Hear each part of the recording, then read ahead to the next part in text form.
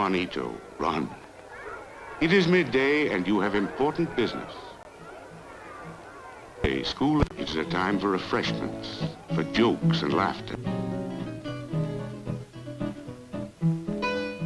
It is a time for quietness, for pleasant games and gentle amusements. It is a fine day and school is out.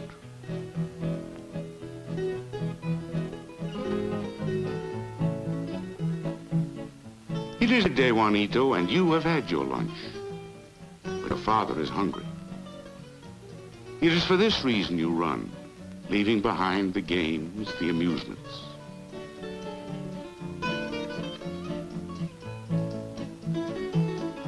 Run now for the food your mother has prepared. For also may eat and rest and refresh himself.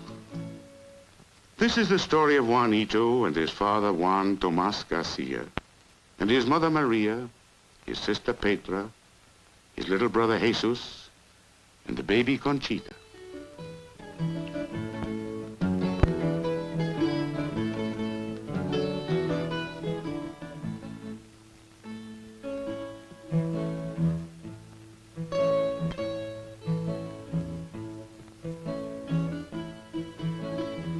This is the story of a part of the United States, the island of Puerto Rico. The story of the people who live on that island.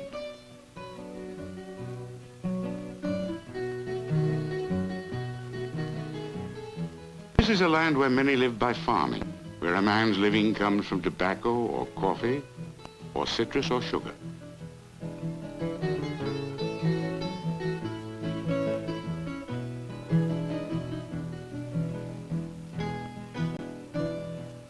Whatever the crop, the work is hard, the sun is hot.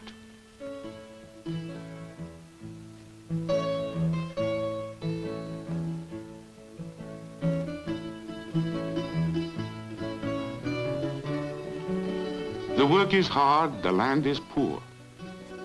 It is difficult for a man to earn a living.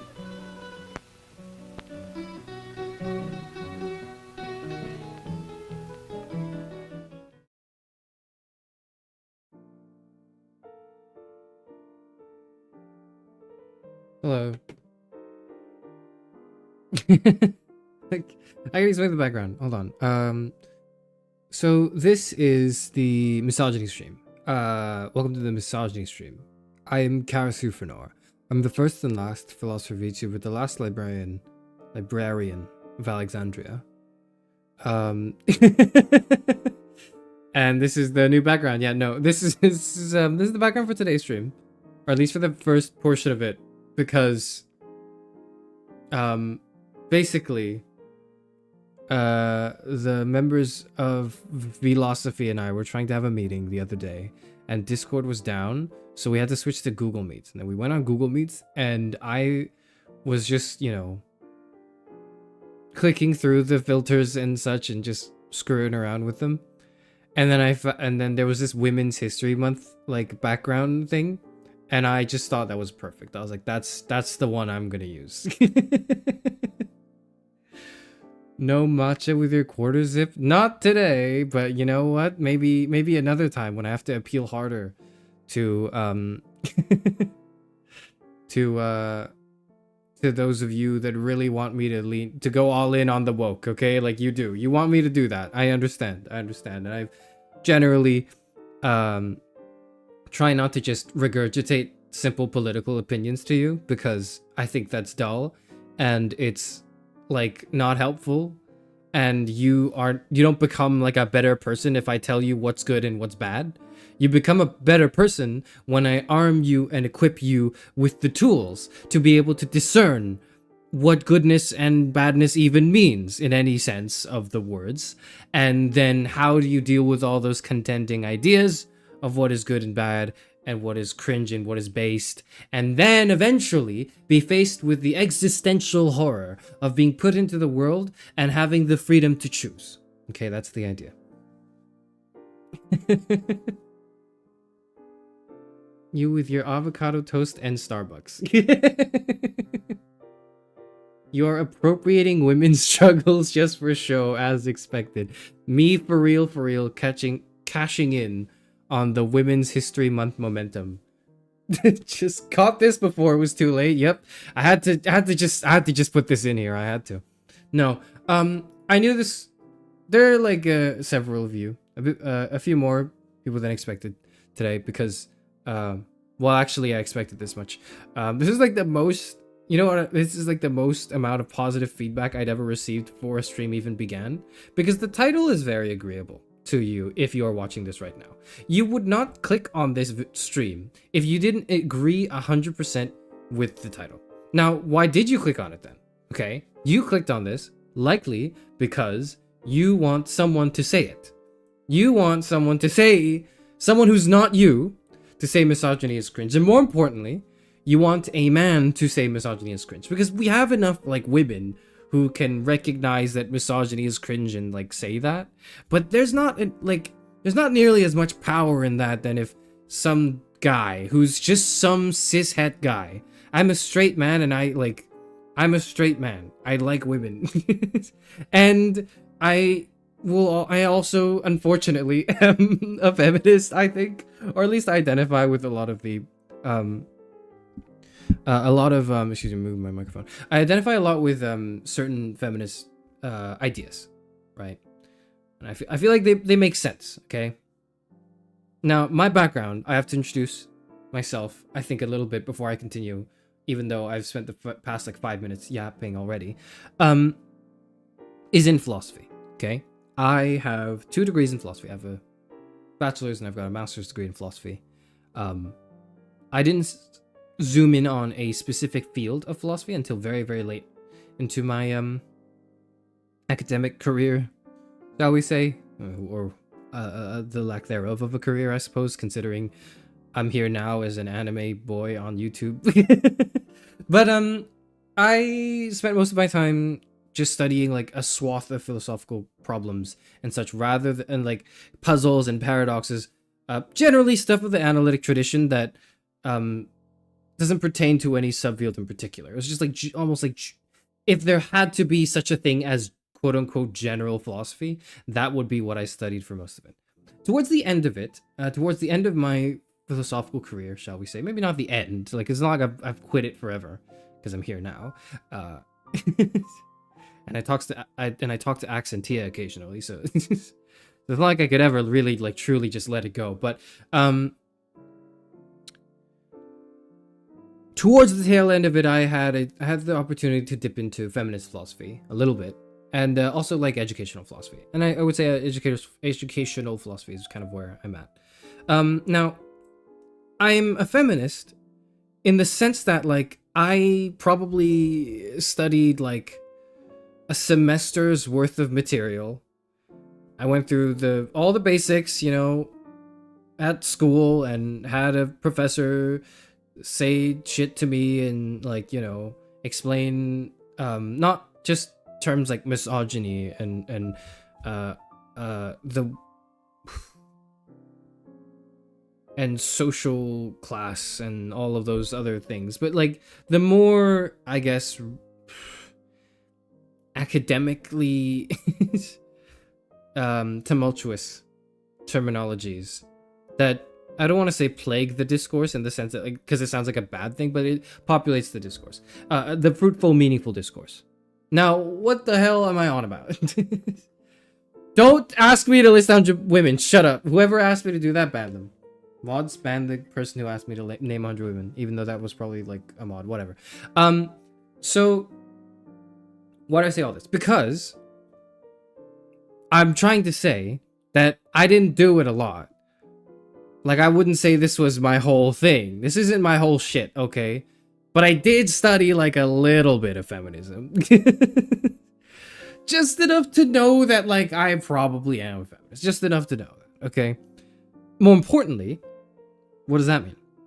That means that I kind of know what I'm talking about. Like, just a little bit. Okay. Why do you need to say this, Charis Euphranor? Why did you spend the last, like, 3 minutes showing off? Are you just trying to, you know, stack your useless degrees up and, like, in the hopes that you'll win this argument next? No, it's because a lot of people don't know what they're talking about. So I'm here today maybe to try to navigate the pools of this. Now, I understand that perhaps you might be of two minds. Either you think, wow, this is awesome. This is a man talking about feminism and misogyny. Or you're thinking, why the fuck do I need a man to tell me misogyny and feminism and the female experience? You are probably of either of these minds, or maybe both to some extent, you know. People are multifaceted and different and complicated. But it's just because, really, I just think I'm just a bit literate in this, just a little bit. As opposed to what? As opposed to the 95% of content, of media, that exists in present day that likes to touch upon the gender wars. Now, at risk of regurgitating too many points, at risk of regurgitating too many points that are made by more intellectually inclined, or more intellectually, academically inclined people,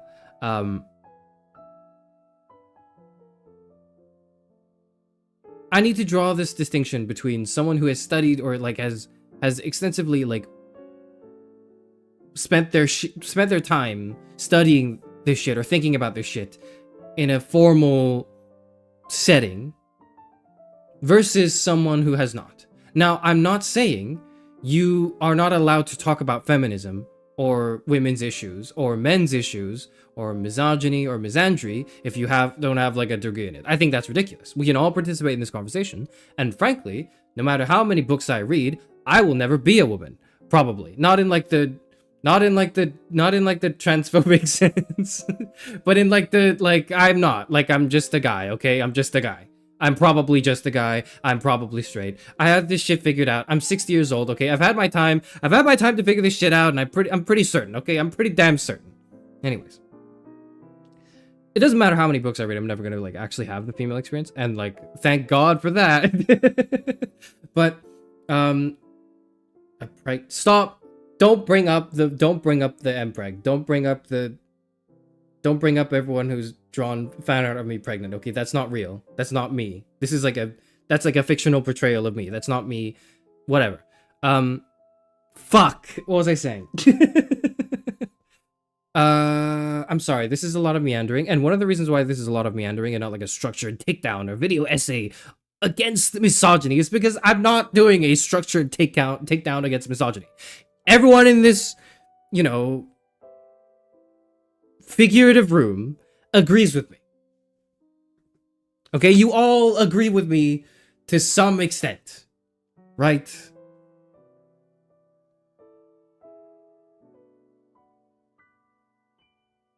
Probably. And if you don't, you're not listening to me. If you clicked on this and you were not, you didn't agree with me immediately, you're in the comments and you're typing something extremely awful, and frankly, I don't understand why YouTube allows comments like that, but whatever.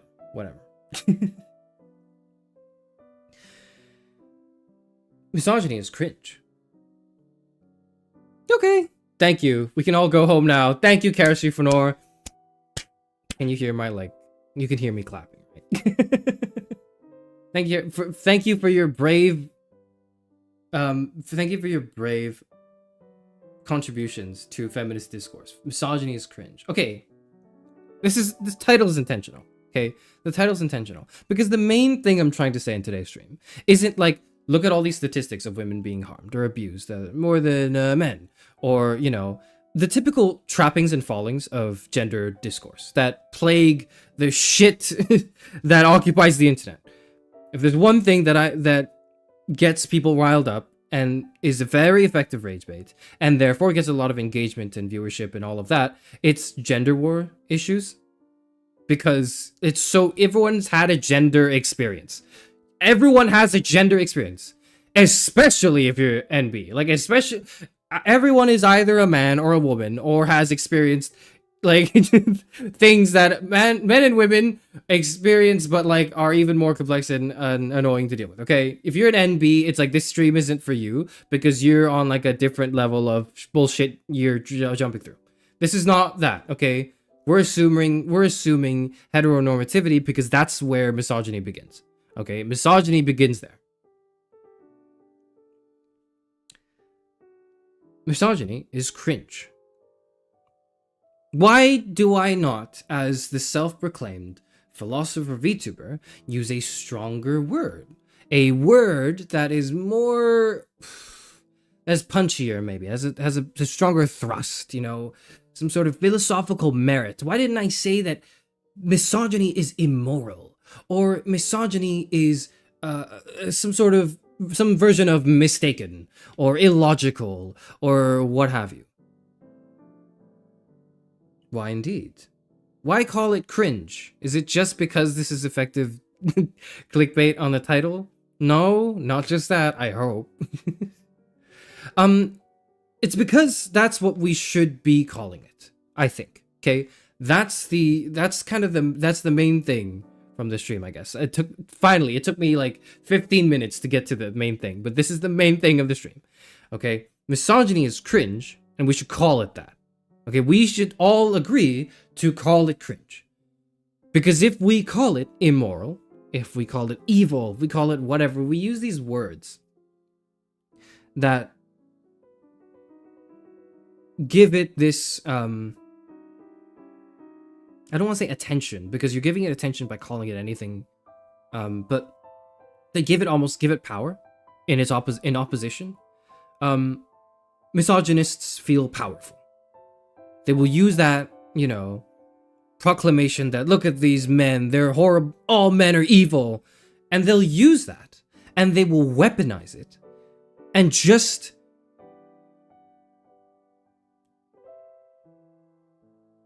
manipulate the younger men, often boys, who don't know any better, into vilifying the quote-unquote opposition that they must stand together against other women. So, I understand the temptation to, and I see, you know, I see why they do it. I see why you lot might do it to some degree. I hope that my presence over the past like year and a half of me streaming has maybe curbed your habits. But I don't want to see the whole all like men are evil thing. I just don't think it's helpful. Okay? I think whenever women say men are evil or whatever, it makes things worse. Now, don't call me a victim blamer, please. I'm not saying you're wrong. Okay? I'm very careful with my words here. I'm not saying you're wrong for saying this. I'm not saying you're immoral. I'm not saying you're what. I'm just saying that misogynists like to twist this and weaponize it to get more younger, vulnerable boys to think that women are, or society as a whole, is misandrist, and therefore, actually, it's the other way around. They're oppressed, right? Even though they shouldn't be.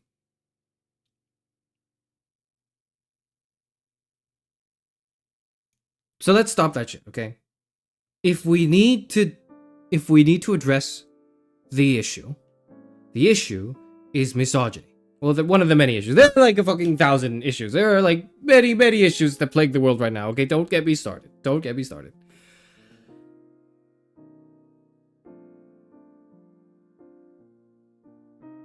But we should be like talking about misogyny, not men. Okay? We should be talking about misogyny.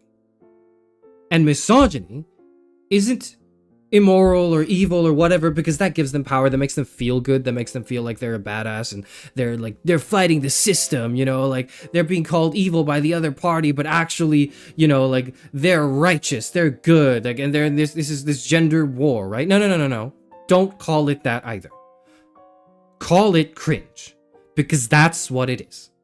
It's cringe. Okay? It might infuriate you, it might, you know, threaten your life existentially. I understand women.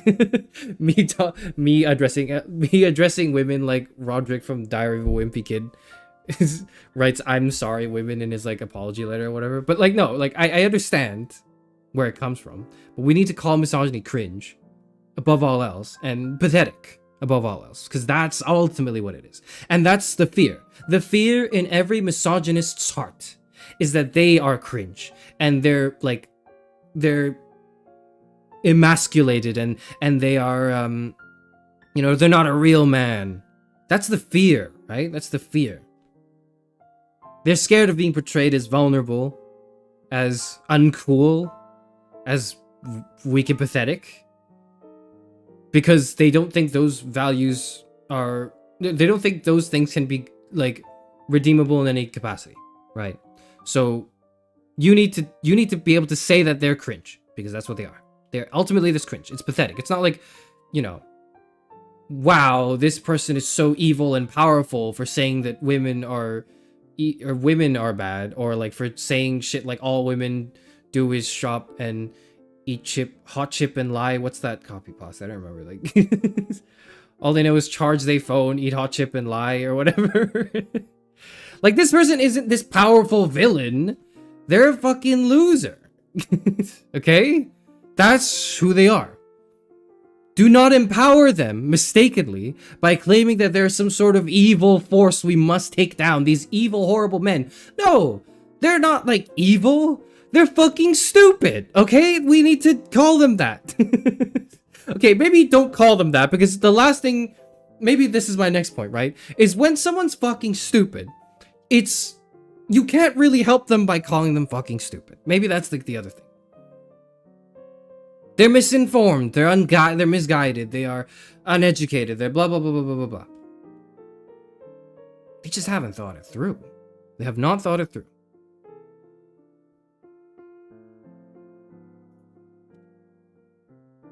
So call them cringe, call them pathetic, call them losers if you must, okay? But call misogynists that. Don't call men that, because I'm a man and I'm standing here and I'm earnestly trying to explain why every time I open up my phone and I see another case of like some woman being stabbed by a stalker at like a Pokemon center in Japan, or a 15-year-old, like a teenager, having to write an article for The Guardian about how every day their commute to school is plagued by casual, rampant misogyny by the boys around her, and how she feels incredibly unsafe and vulnerable. And then she opens her phone hoping to escape that, and goes onto social media, goes into Instagram, and sees just more of this shit going like, haha, women and their body counts, am I right, fellas? Like it's, and have just being plagued by it, like just being caged by this, okay? It hurts me. It does. And I'm not hurting as a woman, I'm hurting as a man, okay? So please stop calling men bad, evil, if you can. If you continue to do it, I won't be very happy, but also you don't have to placate me in your decision making. I just hope that I'm persuasive enough that you will find that I'm making sense, right? That's my hope. Okay. That was kind of one chunk. That was one chunk of the stream.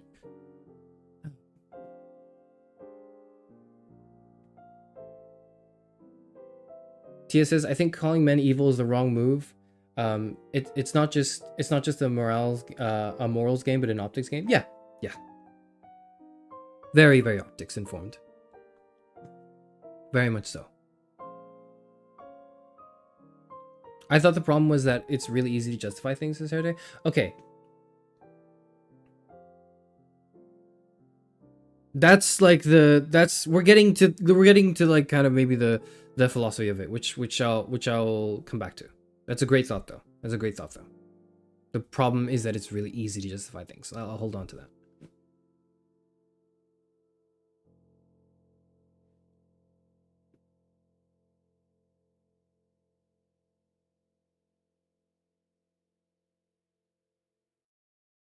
I wonder how this dovetails with an identity built behind loserdom. I mean, in a fascinating way, I would say, right? Like it's strangely empowering, or it's like falsely empowering. I haven't quite really gone to the core of it. The whole like the incel phenomenon, but we'll get to that, right? We'll get to the incel phenomenon.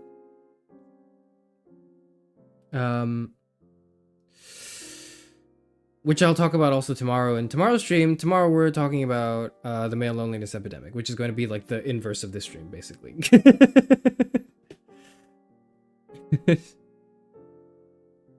I've never called men evil, and I feel that is my strength. However, I do think they are mega cringe. Mod me, Charis Euphranor. It'll take a little bit more than that, but I guess you're on the right track, Zero. Given the topic of the stream, should you have at least a mod? I have faith. I have faith. I'll mod some people if I see that if it starts to get out of control. I'll mod some people, but like I don't think that's necessary. Can I not call men cringe once in a while as a treat? Okay, who are you calling cringe? Who's men? Who's men? Because the mood on kitchen cells is like people trying to outdo each other's loserdom. It's almost wholesome. R/kitchen cells is like almost wholesome, and I find that interesting because it's not, but it's like still bad, but it's almost a little bit more self-aware than usual. You is men. No, thank you, Tara, for being a member for 11 months. Yes, I am men. Okay, I guess that will transition. That would be an apt transition to the next point. Can I not call men cringe once in a while as a treat? Asks Hannah, someone who is kind of a mod, but not really, and also someone who's been a member for like since I had memberships enabled, and someone who talks in the community fairly often. Hello, I'm addressing you directly, and your question in particular, or at least your comment, because I think it's a great comment. Why can't I just do it once in a while? Can I really not? I'm not saying you can't, okay? But maybe my question to you is this. Who is men? Who is men? What are you referring to when you say men? Are you referring to a specific individual? Or are you referring to the sum of your experiences as a woman that have been... or the sum of your negative experiences that have been predominantly, although not totally, I'm sure, perpetuated by men around you?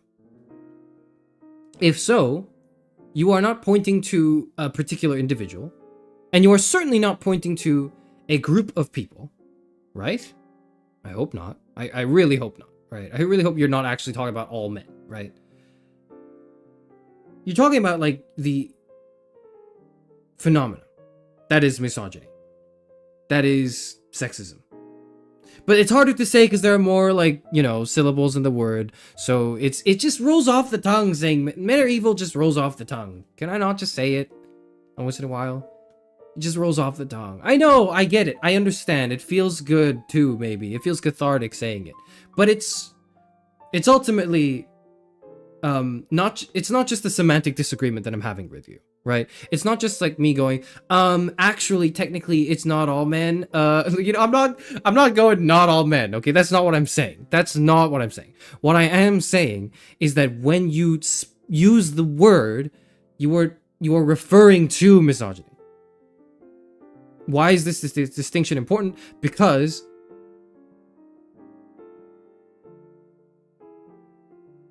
loser cringe men who want to manipulate and weaponize other loser cringe men, ultimately for their own financial gain. I don't think they really care if women suffer or whatever. Like, I think ultimately they're just after bank. But that's the other leg of the theory, right? Will use that and weaponize it. They will. They'll take it from you and they'll weaponize it. And I just don't want that to happen. I don't want men to take more away from you for their own agendas, okay? If I frame it that way, is it easier to accept, okay? Is it easier to accept this if I frame it this way? I don't want evil, disgusting men to take more from you to use against you. I don't want that, okay? It hurts me. It hurts me. It does. And it probably hurts you a lot more. But, thank God I'm not you. Thank God I'm a guy and don't have to deal with this. Woo. Because this happens, right? It's exhausting, isn't it? It's exhausting talking about misogyny, thinking about misogyny, thinking about all these, like, the cruelty that's on display. And in tomorrow's stream, I'm gonna talk about how this affects younger boys and men and be more sympathetic to their angle too, which is kind of like honestly my main focus because I'm a guy and I see it a bit more in that way. And I'm sure that if I weren't a guy, if I were a woman, I would be coming at it from a different angle or emphasis. Yes, but that doesn't mean I'm not a guy. I am. So that would be my angle. But that'll be for tomorrow, okay? But that'll be for tomorrow. For today, I am just focusing on women's experiences in general. Now, why don't I bring up specific cases? Why don't I bring up statistics? Why don't I do whatever? I don't have to. It's because I don't have to. And I think that's powerful. I hope that's powerful. I hope that like no one's going like, can I get a source for this who's not in like bad faith? Who's not doing so in bad faith, who's not doing this because they're a debate bro who actually thinks misogyny is cool or whatever and is just trying to debate me. I am tired of people trying to debate me because you motherfuckers are not on my power level. You don't understand. I did 5 years of philosophy. I have 2 degrees. I have the sum of my life experience most of my early formative years has been flawlessly destroying people in debate, okay? Until I got into like institutions where debate was the only thing that was done, and I realized how emotionally taxing that was, and how like when everything is an argument, you can't live your life, and it's just really like, what are you doing? Okay, sorry. The point is, if you want to debate me, you first have to get 2 philosophy degrees, okay? Get on my fucking level if you want to debate me. I'm not here for debate, okay? Sorry. I'm a little angry. I'm a little angry today. I'm a little angry.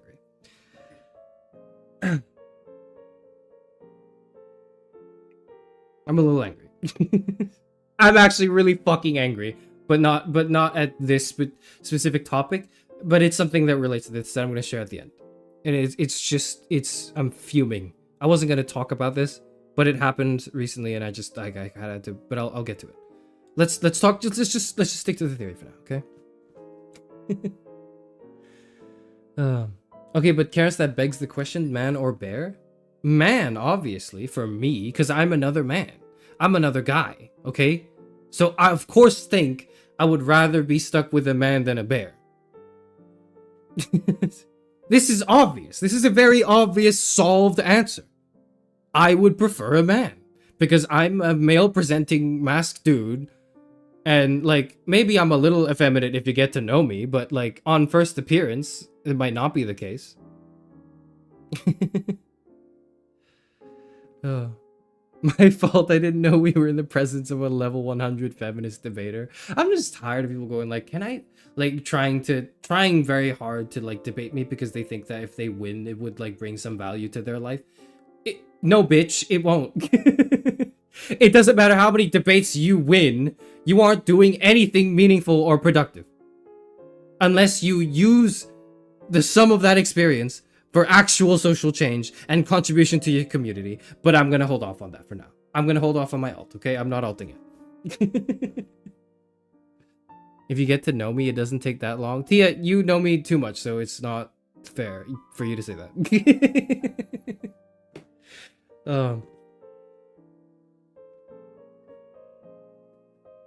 I would hope that the understood meaning when I say men are cringe is actually I hate how misogyny has formed my experiences with men and my extension, my relationship with the self.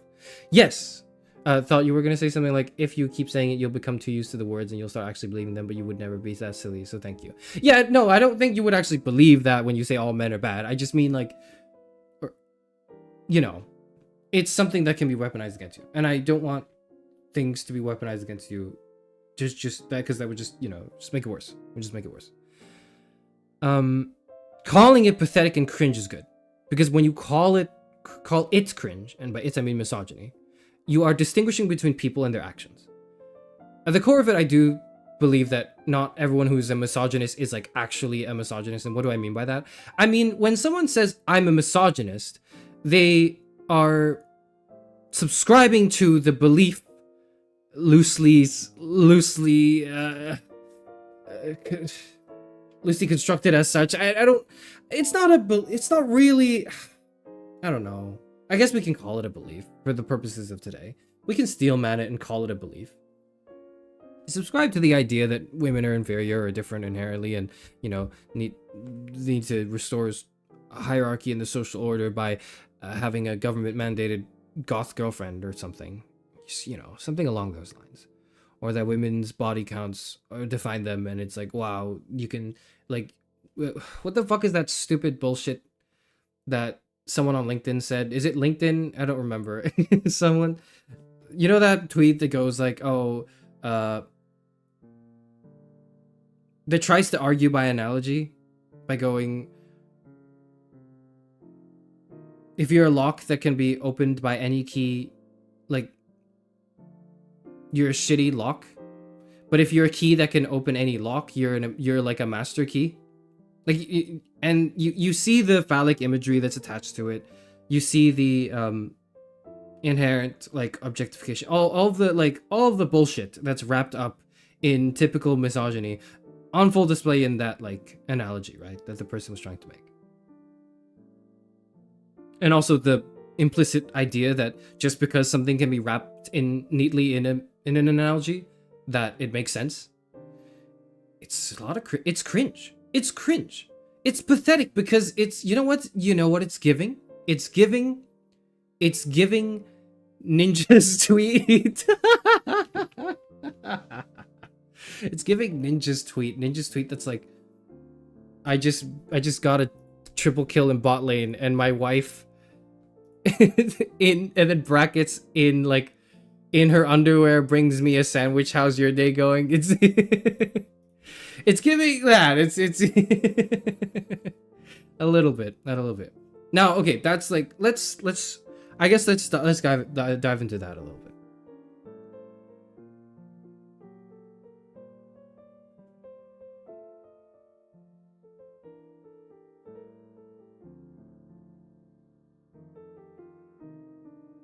Casual misogyny versus ranked competitive misogyny. So, the person in the title in question, you know him, we know him, I don't have to talk about him. He's just there because he's the thumbnail clickbait, okay? You click on him because there's a face there that you recognize, and you hate him, understandably and justifiably, and it's just an easy bridge. It's an easy way to get you in the mindset for today's, like, stream discussion / rant / monologue / I don't know, whatever this is.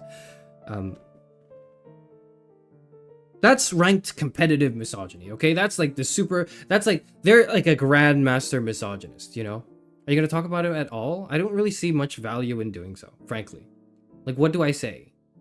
There are some things I can say, actually, that would be somewhat valuable, but like, we'll see if we get there. For now, the casual misogyny, okay?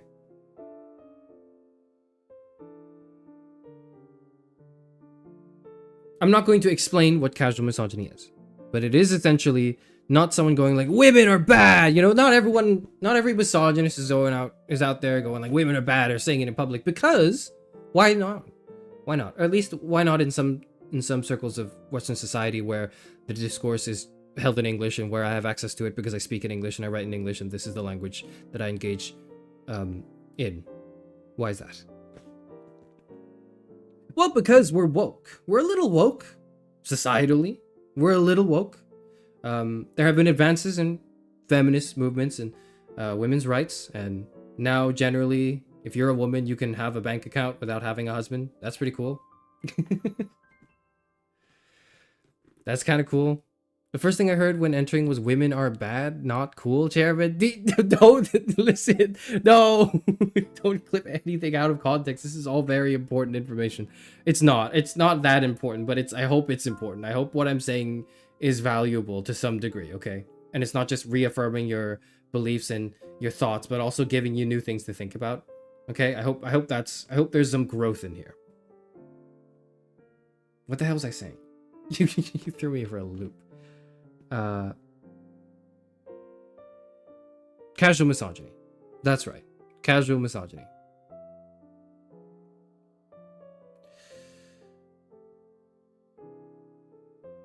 It doesn't manifest itself in outward hatreds towards women because society is woke to some degree. We understand that, or at least, what do I mean by we? I really mean that we hear externally in some places, but not others, but I'm focusing more on the places where that this is the norm, right? That it's bad to discriminate against women right? That women are equal. We hear that a lot. And then we hear that actually all people of all genders and races are equal, okay? Like trans people are people. They're valid. Trans people are valid. We hear that. And any sort of questioning, no, maybe not any sort. I have to like be very careful with my words here. And sometimes questioning this established idea leads to misunderstandings that the person asking the question, begging the question, is just trying to stir shit, right? Because some people will claim, oh, I'm just asking questions. I'm just asking questions. But they're not just asking questions because they're not trying to like learn. They're not trying to understand you. They're trying to piss you off. They're just forming it with a question mark at the end, right? This is just they're just manipulating the punctuation and the tone of their voice a little bit to make it seem like they're trying to have an open, honest dialogue with you, but they're not actually here to learn. They don't actually want to understand you at all. They kind of just want to piss you off or maybe even defeat you in debate, so to speak. Because the goal in any conversation is to beat the other person for some reason. And people are obsessed with that because they feel unsafe and insecure. Whatever.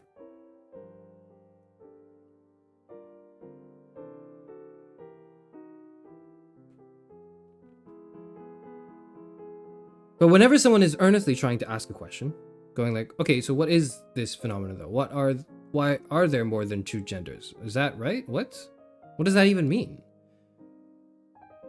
It's meant, I would say, perhaps as a result of course overcorrection, but perhaps also as a result of people losing sight of the bigger picture and being funneled into internet discourse and being rage baited and not understanding what constitutes actual change is not just, you know, having a Twitter argument.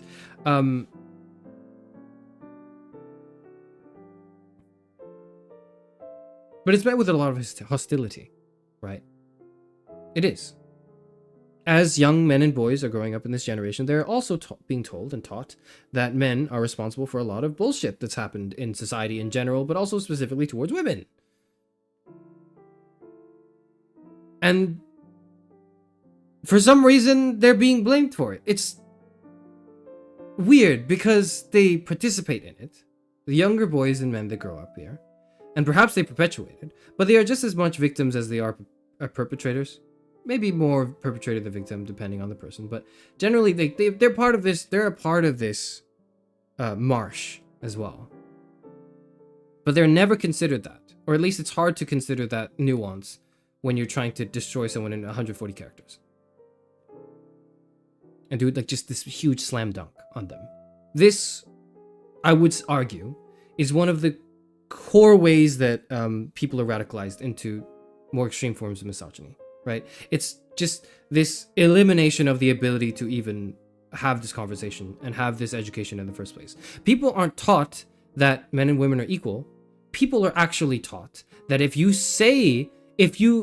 dare defy the idea that men and women are equal, bad things will happen to you. You'll lose your job. You'll lose your future. Your face will forever be immortalized on the internet, blah, blah, blah, right? If you deign to do any of those things, if you deign to speak your mind, so to speak, and this is the way they misogynists phrase it, right? If you speak your mind, you will be punished. Doesn't that sound horrible and tyrannical? And a removal of your freedoms as a human being? Do you see the allure now if you are a man who doesn't really know what's going on, but are constantly being told that, okay, you just need to accept that men and women are equal and, other certain progressive values. You just need to accept them, okay? And if you even deign to question them, your career will be ruined and your face will be posted online and you will never get, what? Now, will that actually happen? Depends. Not all the time, certainly. Not if you're president. Not everyone gets canceled. Some people get canceled, yeah. Some people who get canceled don't really have anything, any real consequences happen to their lives as well. That's another thing. But this fear of being canceled, this fear of being caught saying the wrong thing is one of the triggers or one of the things that pushes men into these vicious cycles of misogyny. Because it reaffirms that your fears are justified because the women are the problem. They're stopping your right to speech. Look at how horrible that is. And now I'm not going to get into the whole, like, you know, conservative women bit, because there's a lot of complexity in that as well. And I'm not equipped to talk about that. I'm really just focusing on men. I'm really just focusing on men today. Very apt considering it's Women's History Month.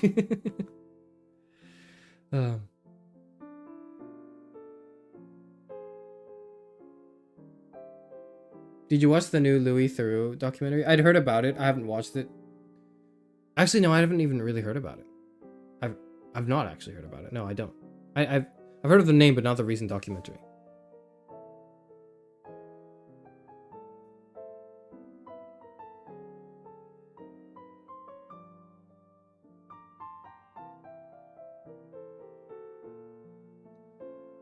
The first thing I always ask, Theo says, the first thing I always ask when discussing these things with someone is, are you open to having your mind changed as a result of this conversation? It makes my life very easy. That is a great way to start a conversation. It is. It is a great way to just preface it by going, okay, but do you want to have your mind changed? Like, are you open at all to potentially being wrong? Is that okay with you? Because you can get a response. You can get a gauge of the person very quickly by how, like, depending on how they respond to that question, right? It's a good idea. It's a good idea. Ari says, personally, I don't like the way the manosphere appropriates classical culture such as Spartan/Greek imagery, Stoicism, and the Socratic method. I don't either. And it sucks because, like, philosophy is, like, a little bit... Some parts of philosophy are also being appropriated in that way. Like, somehow it's intellectual to hate women. And logical. And now you can actually even trace this back to... the Western canon in philosophical literature. You can do that. You can do that if you really want. Phallogocentrism is a word you can look into to just understand all of those sorts of things. But I'm not going to... My goal isn't just to give you keywords today. I don't want to do that. This isn't a lecture. This is not a lecture. This is me being angry and, like, talking about something for an hour. And you hopefully resonating with that anger because you're a woman. Or because you are a man who has been harmed by misogyny. Do I want to get into that now? I'll get into that in a little bit. Let me think. There's a really good comment by Hairday earlier that I was like, hold on, to that thought. I want to come back to this.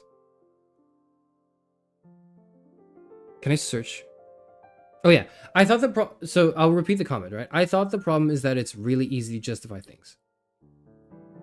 Part of the reason why I caution against saying men are bad, men are evil, or even just men are cringe, like just generalizing it as men, this phenomena of misogynistic patriarchal experience, right, as men, is because it's very easy to justify one's beliefs. Not in a philosophical sense, not in like a rigorously academic sense is it easy to do that. It's actually fairly difficult. I would know. I did like 5 years of it.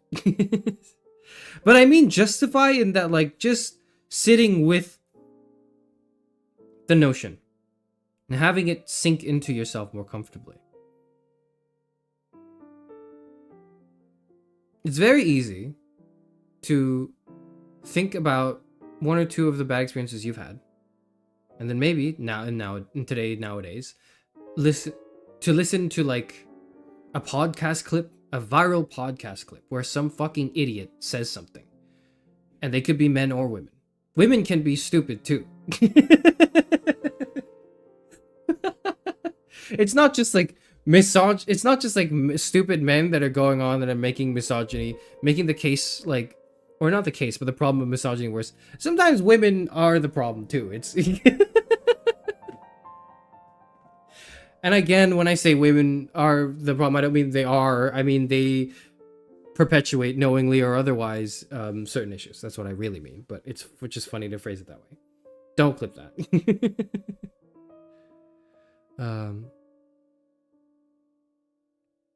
Louis Theroux is someone who made a documentary on the manosphere, like following some content creators who are big on this misogynistic messagings with a watch. Okay, yeah. If it's a documentary on the manosphere, then I haven't watched it, but I am confident in saying, yeah, that's probably worth watching because, you know, it can be fairly entertaining in its own right, the manosphere. But above all else is something that, you know, I've been informed by going into the stream. Okay. Now, I'm not going to explicitly mention the manosphere people by name or try to get into case examples or whatever. I don't think that's conducive to the point of today. But just know that that's where my head is at. That's what I've been informed by. But it's really easy to just take a clip out of context from somewhere, from some idiot with a microphone, and just going like, see, look, this is why women bad. It's so easy to do that. Because all it's doing is it's confirming and justifying your beliefs. Now, I'm not gonna dip into the whole. This actually kind of also you know how I was talking about misogyny just now, or I was under the pretense of that. I was actually also talking about misandry, but I'm not gonna do that. I could do that, but I'm not gonna do that. We're only talking about misogyny for today. We're talking about misogyny for today. We'll talk about misandry like tomorrow. Today is misogyny day. Tomorrow is misandry day. Okay. But it's super easy. There's this clip of this woman on a podcast recently. From which I got from an FD Signifier video. So I'm sorry if it just sounds like I'm regurgitating someone else's better content. Frankly, you should just listen to other people talk about this if you want like the intellectual discussion of this. I'm not here for the intellectual discussion. I'm here having digested the intellectual discussion, venting my anger. Or venting my frustrations, right? Like that's what this is. This isn't like me giving you intellectual discourse. This is me as someone who has consumed and like digested the intellectual discourse going like, man, what the fuck? I hate all of this. Ah! Anyways, there's this clip of this woman who said something along the lines of, oh, you know, when I was younger, I used to be really into these dangerous men, these like men who were, who felt riskier because it was more exciting, it was more interesting. And the implication obviously being that like, you know, these men are the toxic men. Oh, toxic energies was the word she used. You can find the clip yourself if you want. Toxic, I was just attracted to those toxic energies. And only later in life did I realize, oh, I actually wanted those. I've been rejecting all those nice energies that are coming my way. And now I see all these nicer like men settling down and marrying. And I realized what I missed out on. And then this clip has been taken out of context and like argued for and against and around by some corners of the internet recently because if you are a misogynist, you can point to that and go, look at this shit. Women just want bad boys. Like this is fucking high school. Women are into edgier men who are mean and like, you know, like nice guys finish last. And it's like, no, man, did you watch the full clip? She literally says, I see all these nice men marrying and settling down.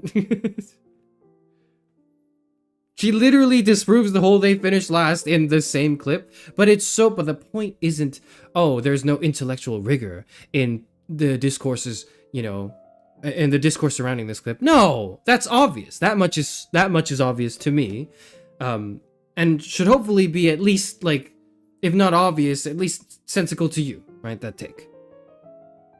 It should be. That yeah, people are arguing poorly. But the point, the difficulty isn't in just addressing this and saying they're wrong. You're illogical. You don't make sense here. These arguments are contradictory. Your premises don't make sense. This is all, you know, something bias. This is all something bias. You can rattle off a bunch of names and fallacies and dismantle the argument philosophically, rigorously. That could certainly help, maybe. But for the large amount of misogynists, they're fucking stupid. You can't engage, or more importantly, it's not like they're stupid as I say they're stupid like as just a moment of levity, but I feel the need to clarify this right now. No one is stupid. People do stupid shit and they think stupid shit, but that doesn't make them themselves stupid. I guess I should clarify. It's probably too late. This stream is not good. This stream is not a great stream because it took me an hour to correct something I've been like to correct wording that I'd so callously thrown out like half an hour ago. I must apologize. This is on me. Okay? But when I say people are fucking stupid, I mean people do stupid shit and they say stupid shit and they think stupid shit. But they are not plagued to be stupid forever, okay? People can like learn and be better people. That's the whole thing with human existence, is you can change and become better. It's pretty cool. Anyways.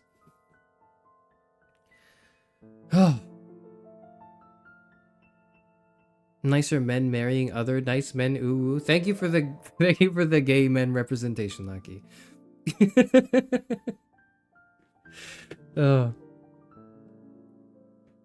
React channel arc soon. I'm not putting these clips up because I don't want to be that guy. I don't want to just react to it and go like, wow, this is dumb, or this thing is stupid. Look at how outraged I am in this outrage culture. No, that's not the point. The point is that I'm trying to take a step back and point at it and tell you to ask you nicely, hopefully, to observe the outrage that has come from this and how low quality that outrage actually is. How uneventful, how unmeaningful, how unconstructive, how valueless the discourse is around it. Because it's so easy to justify things. It's so easy to convince yourself, if you are not one of a certain,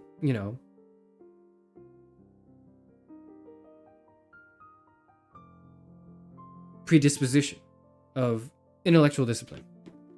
Or if you've just, only heard one perspective in your whole life on any, if not every, given issue. The main point is, this is an educational matter. And I say this as obviously the the guy who talks about the state of education and schooling and all that in like all of his streams at least once. So it shouldn't be surprising that I say like this is a failure in education. This is a failure on the educational front. Okay. I could also say phone bad. I can also say attention span bad. Phone bad. Children on phone. Children on phone too much. I could say those things, but I don't think it's very helpful. I don't think it's very illuminating. I think you know what I'm talking about, so I don't have to repeat myself. Whew. Can't wait to chat about belief later. Me too, Fi. Me too. Next week. Next week we will be talking about many things, including what is belief. I'm convinced the overlap between TERFs and female trans exclusionary radical feminists, TERFs, and female misogynists is a perfect circle.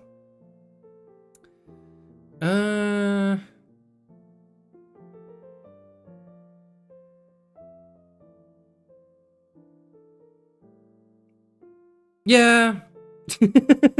At risk of like oversimplifying the nuance in this discussion, I think I'm inclined to agree actually. Yeah, it's not a perfect circle. Look, it's not a perfect circle. But it's close. It's close. There's a big thing between TERFs and female misogynists, and one of the reasons I speculate is because of the notions of gender essentialism that a lot of people subscribe to, that men are a certain way and women are a certain way, and therefore that's that. Now you could point to biological sex, male and female, and try to derive some sort of explanatory power from that, but then also, like, I'm not a beaver. I'm not a chimpanzee. I'm a human being, and I have the capacity for reason and thought that carries my ability to act and behave beyond my genitals. My brain defines me, not my balls. Okay? That's, I guess, in summation, how I feel about gender essentialism. Okay? I think. Therefore, I am. And I do this through my capacity to reason and to respond and to empathize and to grow and to explore and to ask and to be curious and to wonder and to love. Okay, that's what makes me a human being, and that's what makes me who I am, not my dick and balls. Okay.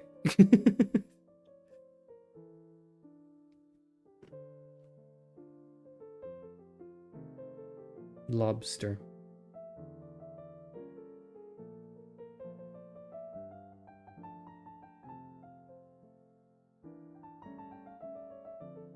Women also do Zero says women also do uphold the patriarchy, and that's why I'm way harsher to women who have and support these ideals.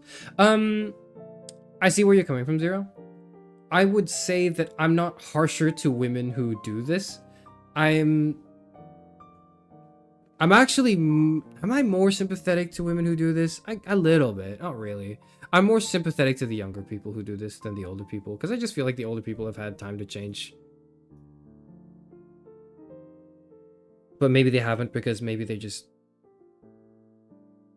because they're old doesn't mean they have free time. They could have just been working their whole lives, doing the same shit over and over again, being alienated from their own existence, and eventually those beliefs in their head have solidified, calcified, and into these bigoted beliefs now that they've just been told is wrong, but haven't been properly explained why it's wrong, and they believe their right of speech is being taken away or whatever.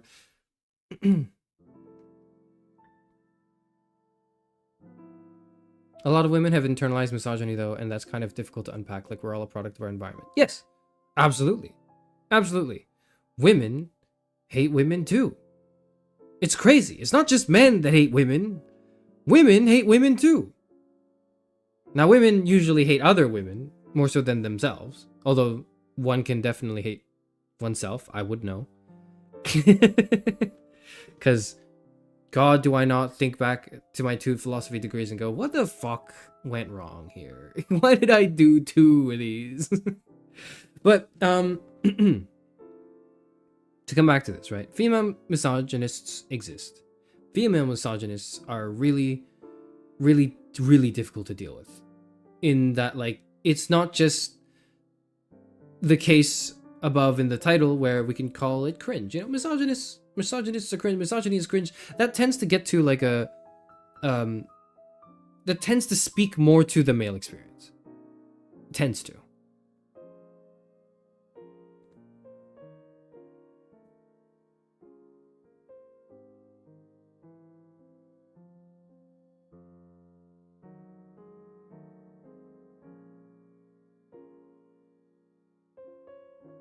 I'm struggling to figure out how to breach this topic, right? Of female misogyny. I think what I'll start with is by saying, like, just that it happens. That you can be a victim and a perpetrator. These 2 things can simultaneously coexist as in a person. Especially when it comes to the discussions on patriarchy, because this is the case for men and women. Men and women are victims, and men and women and NBs probably have it way worse, because people will point at you and try to go, you're a man or you're a woman, and you really probably didn't want to hear that, right? So, you know, men and women and NBs. NBs have a whole different shit. They've got a whole thing to deal with, okay? It's not different, but they have like it's so much worse. I'll maybe like in a few years I'll do the NB stream, okay? Maybe in a few years. But now's not your time, okay? Go away, NBs. unless you want to hear about misogyny, I guess, which you probably do. Anyways, you can be a victim and a perpetrator of something, of a system, of a flow of ideas. That can happen. It does happen, as at least is the feminist claim. And to untangle oneself from this is a huge mess. Because you suffer from it, but you're also doing it to like other people around you. This is probably not too difficult to imagine. If I were to ask you, maybe from certain cases of women who have abused other women or other little girls, women on the less extreme end of things who have advocated for and defended certain gender essentialist ideas that are paradoxically like, although they believe is liberating, is actually paradoxically limiting, because the whole point, one of the whole like big questions of feminism, right, or big moves that feminist philosophy makes, is to refuse to answer the question, what is a woman, right? I hope this is not too much of a tangent from where I'm going with this, but I hope this all kind of makes sense. Again, I'm not giving you a lecture. I'm just spilling thoughts out. This is just me puking thoughts out. Okay. You know that thing that some debate bros like to do, where they go like, "What is a woman? What is a woman? You define what a woman is to me." Well, the whole point of feminism is to refuse to answer the question. It's not to answer the question in a particular way. It's not to come up with a perfect answer for what a woman is, to define the woman perfectly. No. Because to do so would fall under the point, the filthy gunk of gender essentialism, to go, yeah, women are a certain thing, or men are a certain thing, right? The counter to this, you know, if you're looking at the stream like it's a combo list for Tekken or whatever, right? You're just trying to learn the moves, okay? Here's what you do when someone asks you to define what a woman is. You don't.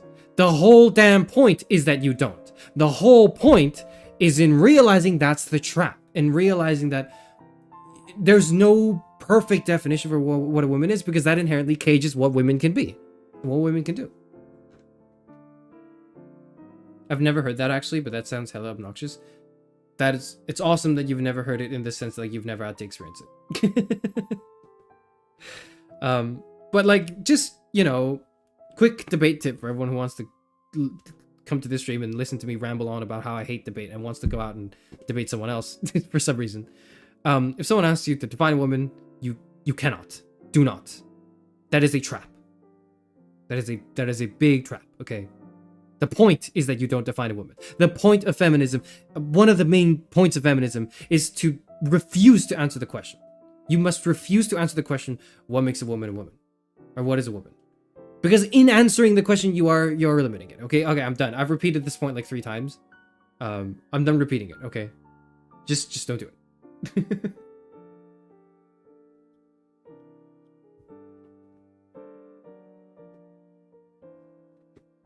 A lot of the reasons why female misogyny is a thing is it's because they grew up in an environment where misogyny was celebrated, so it's the only thing they would know. Thank you, Estella, for the comment. It is embedded in women who are misogynists as well, right? It's embedded, the misogyny is embedded in them. It's usually not like an aha moment that they one day come to a realization that, wow, actually women are horrible and they should behave in this specific way. It's not like an aha moment, okay? Women who are misogynists tend to be, women who exhibit misogynistic tendencies tend to have learned that from their upbringing, environment, the common culture, the patriarchal wind.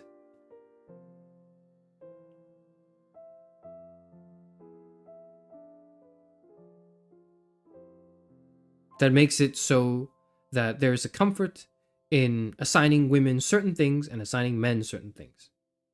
Men are certain things, women are certain things. This is a very popular, it's even in like comedy, in comedy. One of the greatest forms of truth, right? The analogy, not like the analogy, but the whole, you know, the saying, comedy is lifting up a mirror to society, or something to that effect, right? Or at least observational humor. When Chris Rock? Is it Chris Rock or Chris Tucker? Shit. It's one of the Chris's. Chris Rock. It's Chris Rock. He's the comedian, isn't he? Yes. When Chris Rock goes on stage and he goes, women, women, women, women, and then he goes, women, and then he goes, men, you know, and he does that. But also not just him, right? It's more like his generation of comedians. It's not just him. He's just the first example that came to my head, okay? But like, you know, people do this. Comedians do this. This is a popular act, is to go, women are a certain way and men are a certain way. And it's a popular act because, I'm going to be honest with you, even as a feminist, sometimes I'll listen to that and go, yeah, it's kind of true. Women do be shopping. Not like it that way. I exaggerate, not in like the women. But like, there's something affirming in seeing identity be presented as this easy to understand, digestible concept. There's something strangely comforting about this, that men are a certain way and women are a certain way, and if I identify with those ways that men have been portrayed, like, oh, don't men love digging holes in the beach? Well, I mean, I don't do it all the time, but like I remember that one time when I was with friends, with some friends in my teenage years, that we were at the beach, and like all of the boys in our group collectively just immediately agreed to dig a big hole, and all the girls decided to just kind of like hang out and sunbathe, or do something else instead. Like, they weren't as organized as we were. We were driven to just dig that hole. We wanted to dig a deep trench. That was a fun experience, I think, to myself, as I'm watching this comedy skit.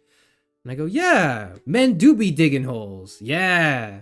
And then I hear the comedian say, women be shopping. And then I think, oh yeah, I do think that women shop. That's true. Some of my female friends, when we hang out, really like to go to the shops. Yeah, that's true.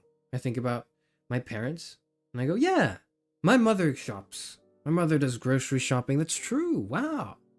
And it's just through these sort of harmless,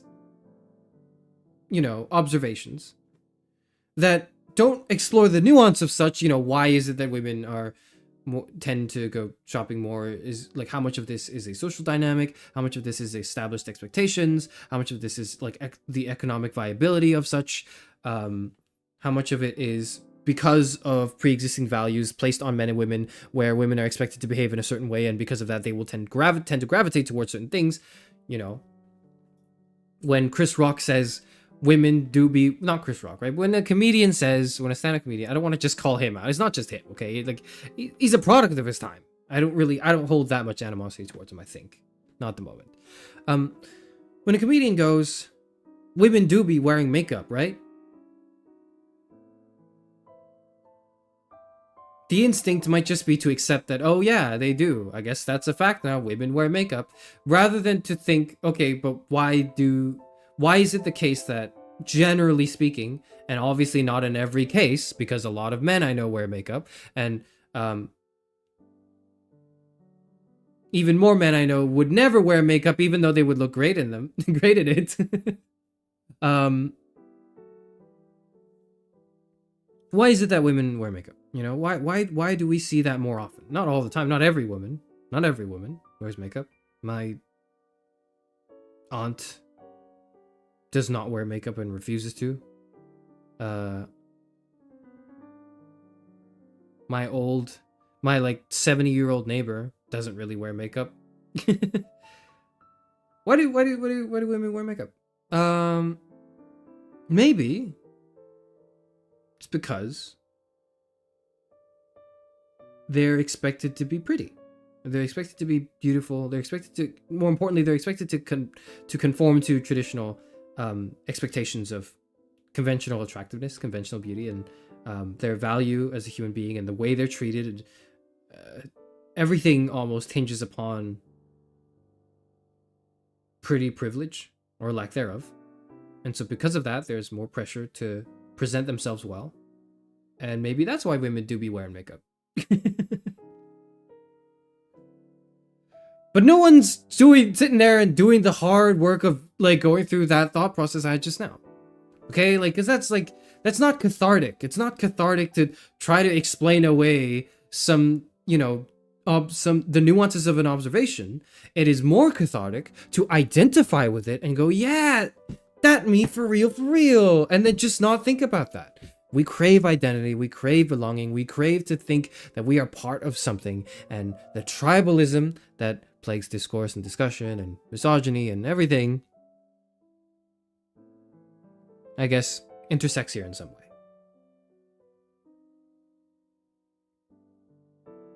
I don't want to think too hard about what makes a man a man. I just want to like listen to the things that do affirm my masculine identity and just like keep repeating it.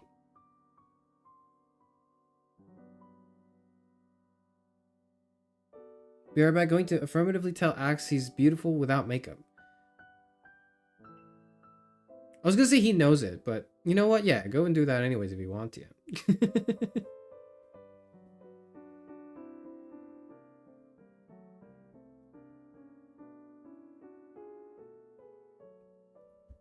Fun fact, makeup started as a man's thing historically. I didn't know that. Interesting. I did not know that.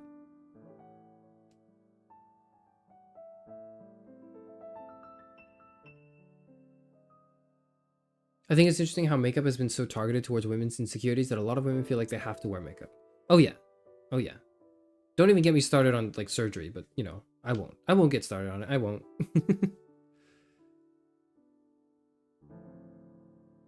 I love makeup. Please leave me alone.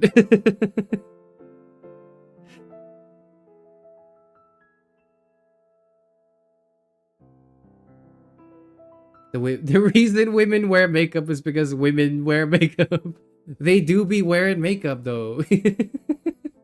That's the circular like structure that we're dealing with here when you argue with someone who's a misogynist, right? Ultimately, this is something you need to debunk, like rationally. I think it's like maybe that would help. Maybe some sort of rational enlightenment would assist in the undoing of the knots that plague the mind of someone who thinks they're a misogynist. But that's not the only thing you need to do, right?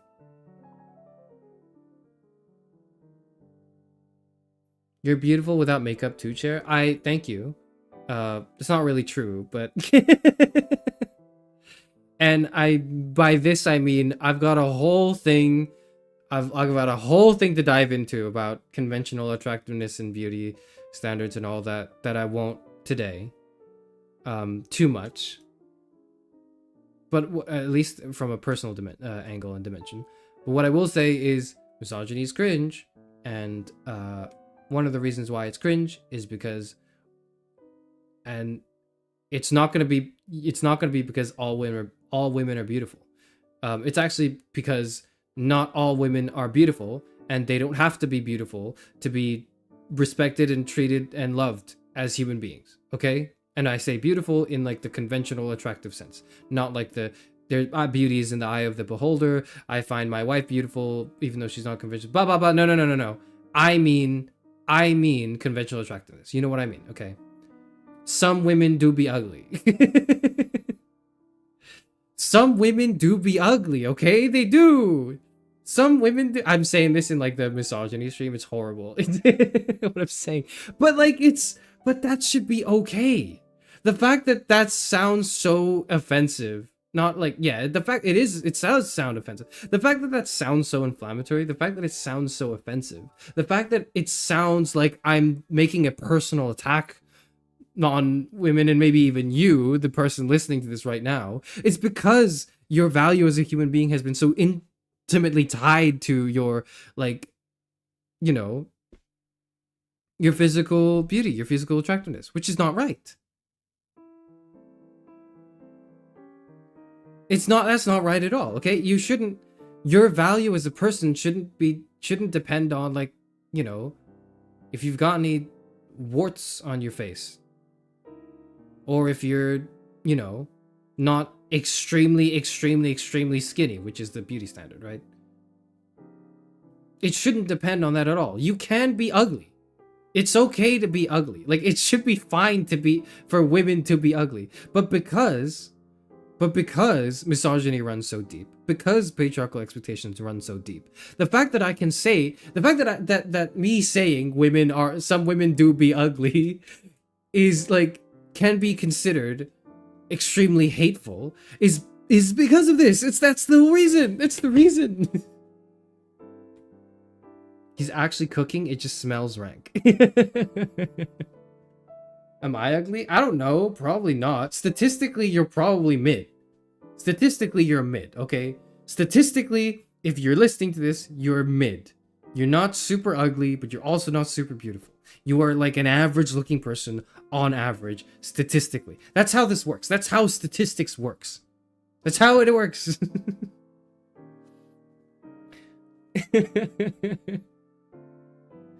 Probably, right? Like that doesn't mean you don't deserve love, or you deserve less love, or you deserve, like, you know, to be treated as a lesser being because you're not as conventionally attractive as, like, you know, the supermodel that's next to you. No. And the fact that we all, you know, it's obvious to us if it's obvious if I say it in this way, right? It's obvious to you intellectually if I explain it to you. But then when you live your life, the reality sets in. People are judging you based on how you look because you're a woman. Now, people judge you based on how you look if you're a man too, but like not to the same degree and extent, and not to the same effect. We will get into men's problems tomorrow. I'm going to talk about men's problems tomorrow. Okay. I put my hands out like you could see them. You can't see them. I put my hands out in front of me, like in like a defensive position. Like I was about to be mauled by the public. But sometimes women be ugly, and that's okay. Okay? That's fine. And likewise, just because a woman is hot, just because you're hot, or like, you know, any woman is conventionally attractive or whatever, doesn't mean you deserve more things, okay? You don't deserve more for being pretty. You deserve the same amount of shit. Maybe not the same amount, an equitable amount, you know, love is not just quite like love can be interpreted as this universal respect and like compassion for people, but also like a specific verb in the verbial sense of, like, you know, specifically loving somebody and then like doing nice things, whatever. Okay, we're not having the discussion of love today. You get my point. If I call men ugly, they don't get offended, okay? If I call men ugly, they go, yeah, I know. And that is a men's issue. That's an issue with men. That's an issue too. And you know what's most interesting? These two problems, right? The problem that if I call a woman ugly, it's like borderline harassment, and if I call a man ugly, like men tend to accept it. These are both problems from the same root of patriarchal misogyny,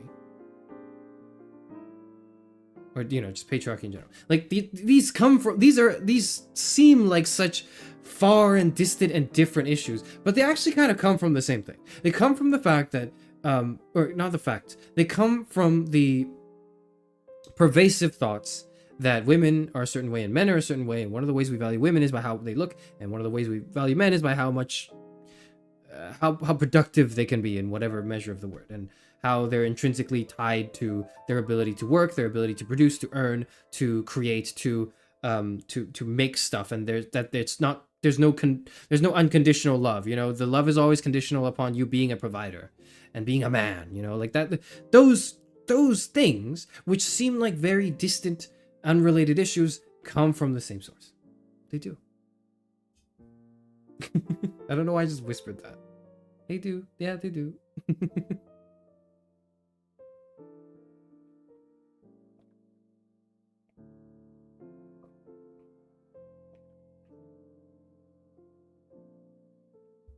Charis is handling misogyny like a basketball player with food poisoning and is also dehydrated.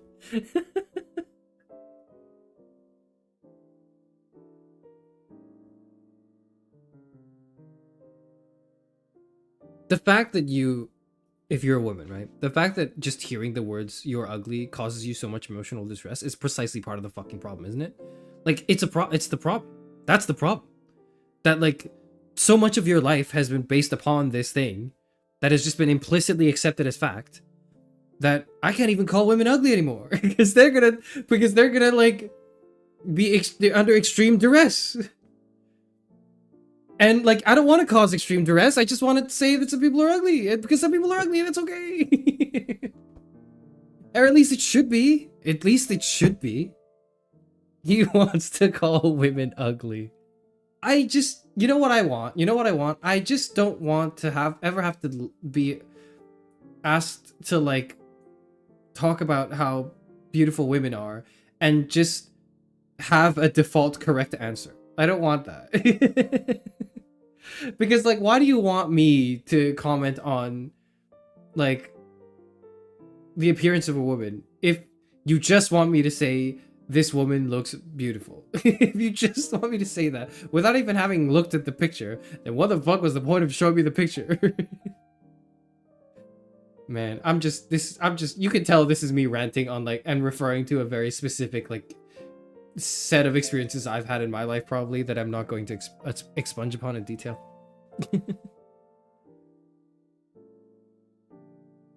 I was trying to say that I think on average women are more attractive than men statistically in my own eyes. Yes, I agree, Hannah. I do agree. On average, the average woman is probably a lot more attractive than the average man, and I'm not saying that just because I'm like a straight man and I like women. I'm not just saying that because of this. I'm saying that because, like, you know, for the aforementioned reasons, and for the whole like past hour and a half of me rambling on, it should be clear by now where I stand on this issue. Women on average look better because they've been forced to have to worry about how they look more than men have. And it shouldn't be the case, but it is. It shouldn't be the case, but it is. Chairman's poor wife when she asks him if the dress makes her look fat.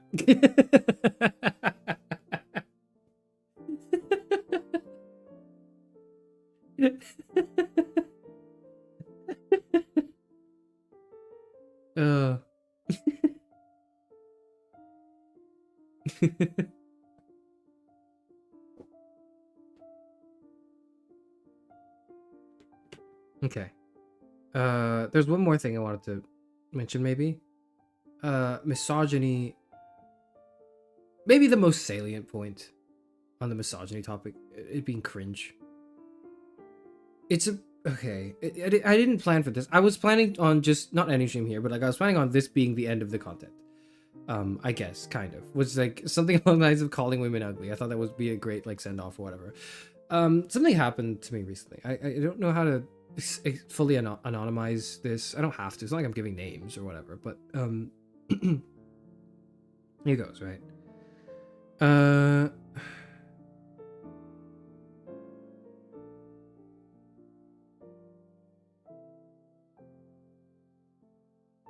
So two of my grandkids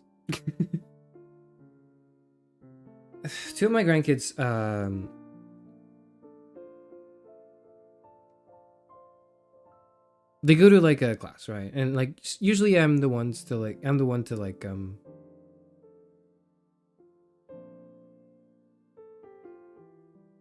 go pick them up and just be with them for that class, you know. That's usually what happens. And this happens like every week. This happens like every Wednesday, right? My two grandkids. Two of my grandkids, rather, I should say. Not my only two, but two of my grandkids, right? Two of my many grandkids, because I'm 60 years old. They're like 12. Okay, they're both 12. This is a little boy and a little girl. Last week I was really busy. All right, I had to do some other shit, so I couldn't be with my grandkids like last week.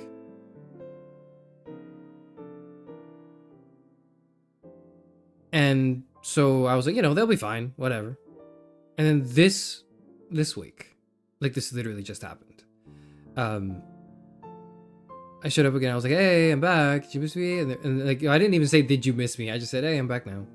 And they were like, oh my God, Mr. Euphranor, we missed you so much. Because they call me that.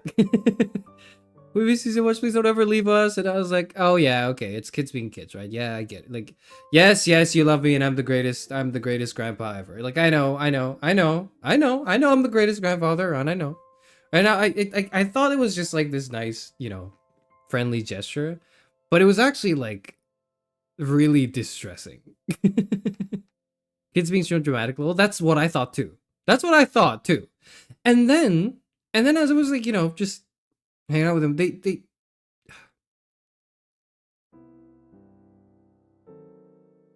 started telling me about what happened last week. And everyone clapped. Yeah, exactly. They started telling me about what happened last week. And apparently last week, because I wasn't there, you know, it was someone else. It was a different like coach or whatever. It was like not a coach. It was like a different like not teacher, but it was like a different like adult in the room, basically. Because I was busy, right?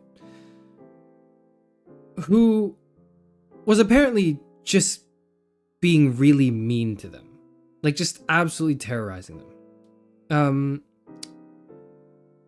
these two grandkids, they have a condition where it's like a medical condition where they have to like go to the toilet like every so often, and you just let them go, right? You just let them go. You let them go. You let them do it.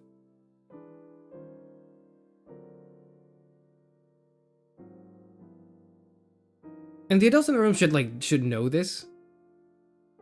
But apparently this guy that I haven't really, I don't know this person, I think. Or maybe I might have seen this person around, but I've never really like recognized this person.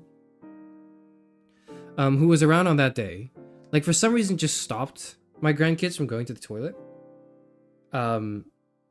Disregarding at all what they had to say. That's one thing.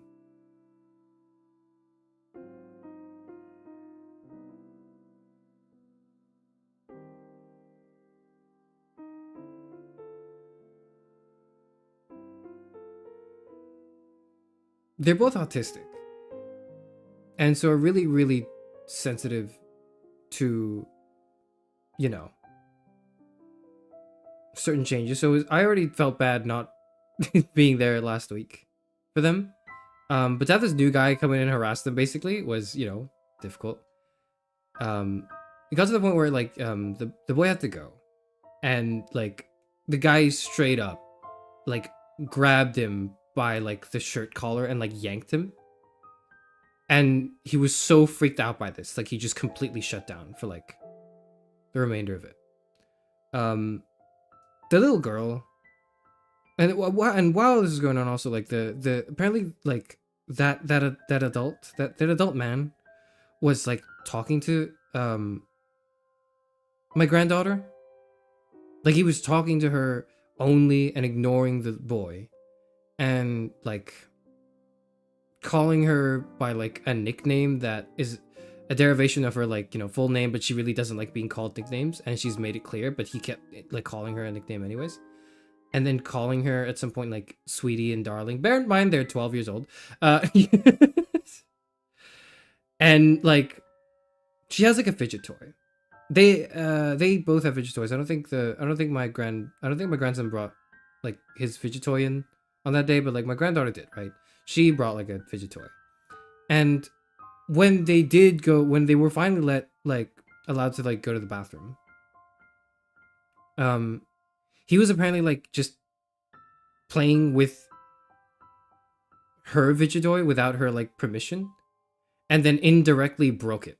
like it was like one of those toys where like it squishes because there's like a liquid inside, and apparently like this dude fucking pulled out the safety pins on the toy.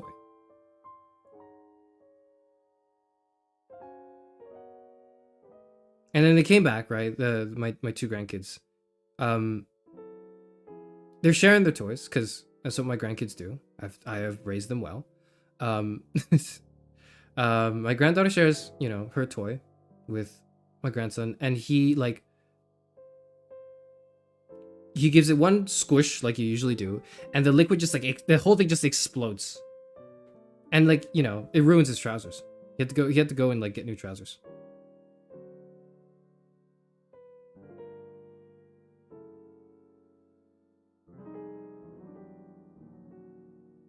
And all throughout, like, my granddaughter was just trying not to engage at all. My granddaughter was just trying to be left alone.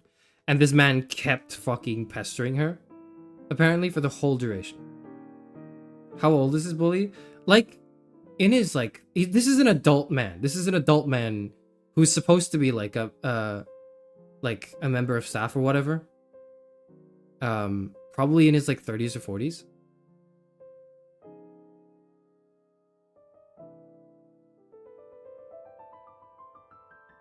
And like, and the worst part was, this shit happened last week. Right? This shit happened like last Wednesday. And I didn't know until I came back this Wednesday. And they were like, "Oh my god, we missed you." And I thought it was like, them just being dramatic. And then they started just spilling all of this to me. And I said, "Okay. I thought you guys were just being, dramatic and silly. But this is very serious. I'm going to go talk to some other adults, and I'm going to want you guys to follow me. We're going to go look for these adults. We're going to sit down, and you're going to explain everything, and we'll deal with this. Is that okay with you guys?" And they said yes. And the boy was a bit hesitant at first, so it was really just my granddaughter who was giving out most of the testimony, I guess. They're very brave.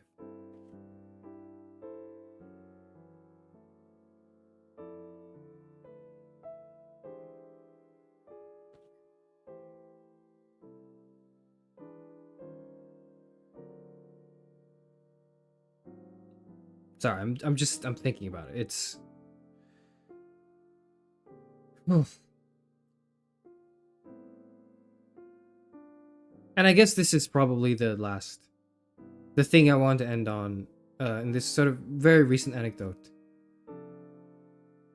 Both in its recency and in how cutting it is, right? It's that some men, because they are men, and believe they can get away with some bullshit because they are men, do the worst, like, just unimaginable things. And it's not just some in the sense that, like, it's the Epsteins of the world, right? It's the really big, high-profile people that have big islands and fly private jets that are notoriously evil, mustache-twirling villains. No. It's people in, like, society that exist. That are just kind of walking around. So I know earlier I said, not all men, say men are evil. But, like, I hope you understand that I get it. I hope you know that when I say I understand, I don't mean it in, like, a void, empty, I'm just saying shit to get you to feel good about, the next point that I want you to try to swallow. No, like, I get it. I understand it. And I am infuriated and I'm with you. Okay. And I hope, like, I don't know. Please believe me when I say that, I guess. I don't know what will happen. The guy might fucking get away with it, for all I know. It pisses me off to no end. And I'm glad that my grandkids, if I want to, maybe make, I won't end it yet, but, like, one positive note is that, they trusted me enough to tell me this, right? They could have not. But the what really hurt for this, from this, was the fact that I was the only adult they trusted to tell this to for a whole week. So it's not just that it happened. It's that for a whole week, these kids just, like, they didn't tell anyone.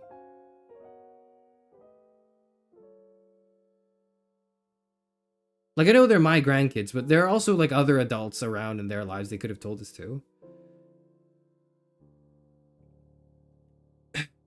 And I'm flattered that they trust me. But also, was there no one else? What the fuck? Why didn't you guys tell anyone? Why did you tell anyone that this shit was happening? When it was happening? Like, I understand why. Because they're fucking 12. They're fucking 12 years old. That's why. Anyways, this, like,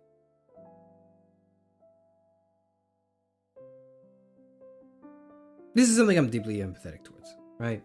I mean, having told you this story, I hope you believe that, although I have anonymized it and I've tried to make it ambiguous, that it's probably clear to you that I'm not lying, or at least I'm not fabricating anything here. Like, I'm altering some things, but the core of it is The core of the matter has remained intact. And it's infuriating, and it's gross, and it's hurtful, and it hurts. It does. And it is a reminder that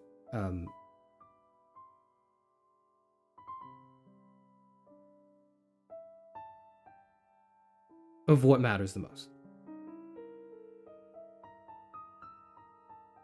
What matters the most isn't the perpetrators, right? The misogynists, and how we should take them down, and the evil, horrible men, right? Or the cringe men. They don't matter to me. I don't care. I don't care. Okay? I care about my grandkids. That's why this matters. Okay? This whole thing, this misogyny, debate, discourse, the Andrew Tates of the world, the whatevers, the manosphere, the grifting. Who fucking cares? The point isn't the point isn't that some people say outlandish shit about men and women. The point is my grandkids are growing up in this fucking world. Okay? That's the point to me. To me. Okay? The point is I'm sick of this shit and I don't want my grandkids growing up in this world. In a world like this. That's why we need to deal with this. Okay? It's not because we want to. It's not because of the satisfaction of taking someone down on Twitter with 140 character tweets. It's not because you're trying to say, "Oh, check a hard drive" as like a cool comeback to anyone, whenever they disagree with you on something politically. So you can get that dopamine of having accomplished something.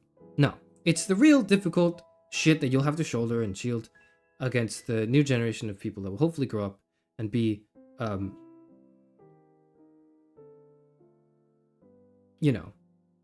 hopefully they'll be more resistant to it, I guess.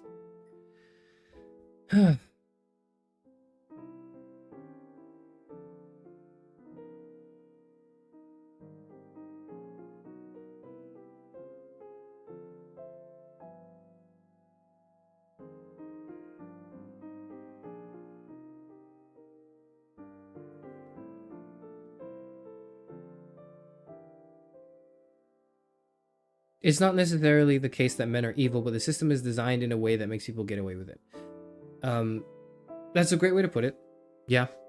It's not that men are evil. It's just that between evil men and evil women, it's a little bit easier being an evil man. It is a little bit easier being an evil, abusive, horrible man. In some senses of the word. You can be an evil woman without having done horrible, nasty crimes. You could be doing shit that is not criminal. That is also really bad. But again, if I'm here to compare which one's worse, or which one's better, or which one's easier, which one's more difficult, or whatever, I'd be falling into the same tired discourse, and I don't want to do that. I don't care for that discourse. That's not what matters to me. What matters to me is, my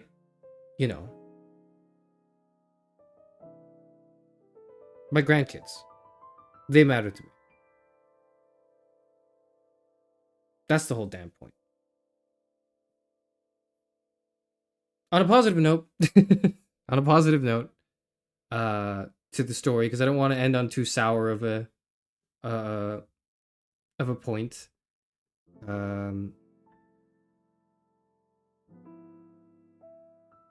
My granddaughter had to get a shot recently, a vaccination, which I was also taking her to because I was like, I have the time, I could do that. Why not? I'll do that, right? And I was just kind of waiting at the door, but she insisted. She was like, "No, please, can you stand next to me while I do my vaccination? I feel safer around you." And I was like, "Okay, sure, I could do that. Of course I can." And she braved it, although her arm did go numb for an hour afterwards, which she complained about a lot. But yeah, I guess that's maybe the positive note we're getting on. I'm fucking pissed off, in case you could tell. I'm so mad, man. This whole thing has been just boiling in me, and ah! That was nice.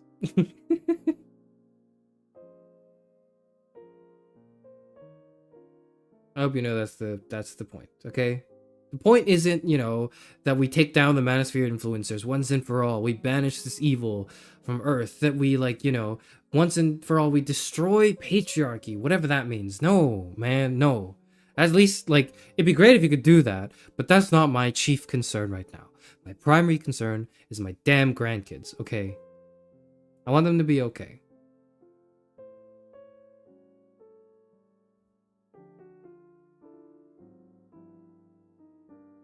That's it for the misogyny bit. Misogyny is cringe, but you don't have to be.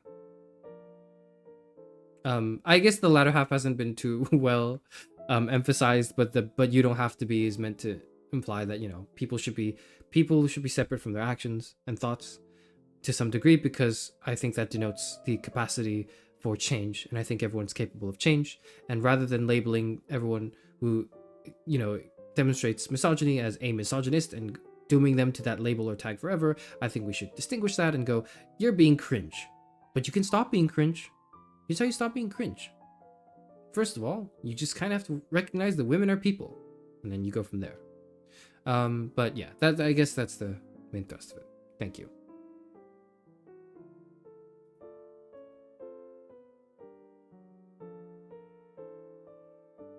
For real, I hope that guy gets fired. So I'm personally seeing to it that this guy gets fucking fired, because if he doesn't, I'm gonna get even angrier, and you're gonna hear even more shit from me in my streams in the future.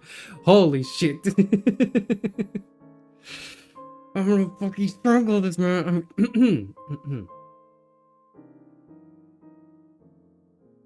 While emotionally draining, your job must be very rewarding. Thank you for sharing with us. Thank you for listening. And yeah, it is emotionally draining.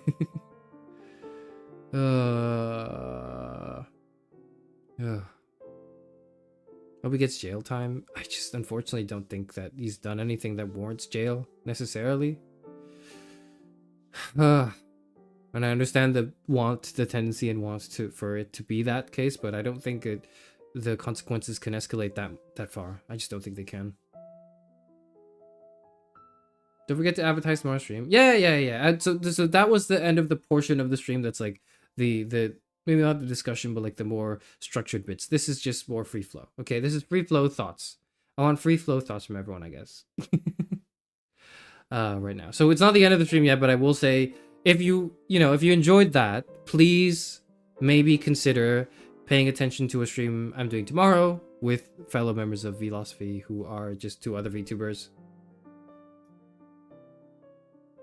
Axion and TFR. We're going to talk about misandry. We're going to talk about the male loneliness epidemic. And also feminism. It's funny because these two streams, they seem like the opposite streams, but they're actually the same stream. It's actually the same stream. It's me, someone who is regrettably not very well read on feminism, trying to offer a defense of feminism. As if it needed that from me. Why the hell does it need it from me, right? But,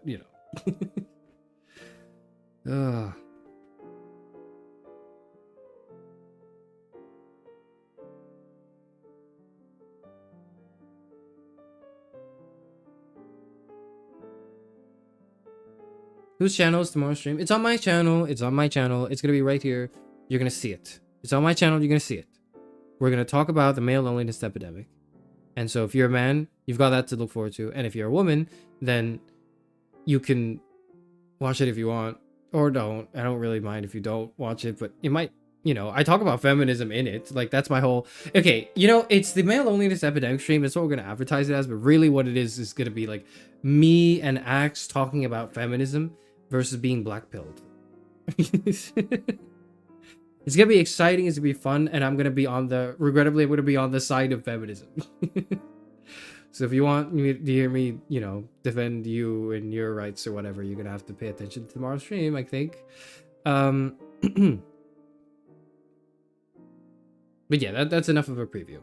So that's the next stream. I don't really know what I'll be doing next week, but I will be doing another collab stream on the 1st with Phi the Neutrophil, who was here earlier in stream chat.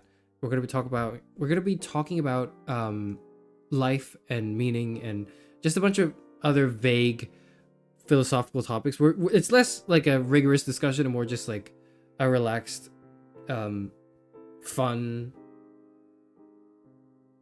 Like we're almost shooting the shit, but we're gonna try to be on topic a bit, I guess. Just a fun, casual conversation, I guess we'll have. Bye's here, yay, hello. Might need a mod for tomorrow, given your last male loneliness epidemic stream. I'll consider it. I won't immediately, but then the moment I get, what I'll do is, if I see one comment that I don't think belongs, not because it disagrees, but because it does so in a way that is vehemently disrespectful, I, instead of like calling it out or whatever, I'll just mod one. For every one bad comment I see, I'm gonna mod one person. Until I don't see them anymore. Mod me, Charis Euphranor. Maybe. I don't know, I'll think about it.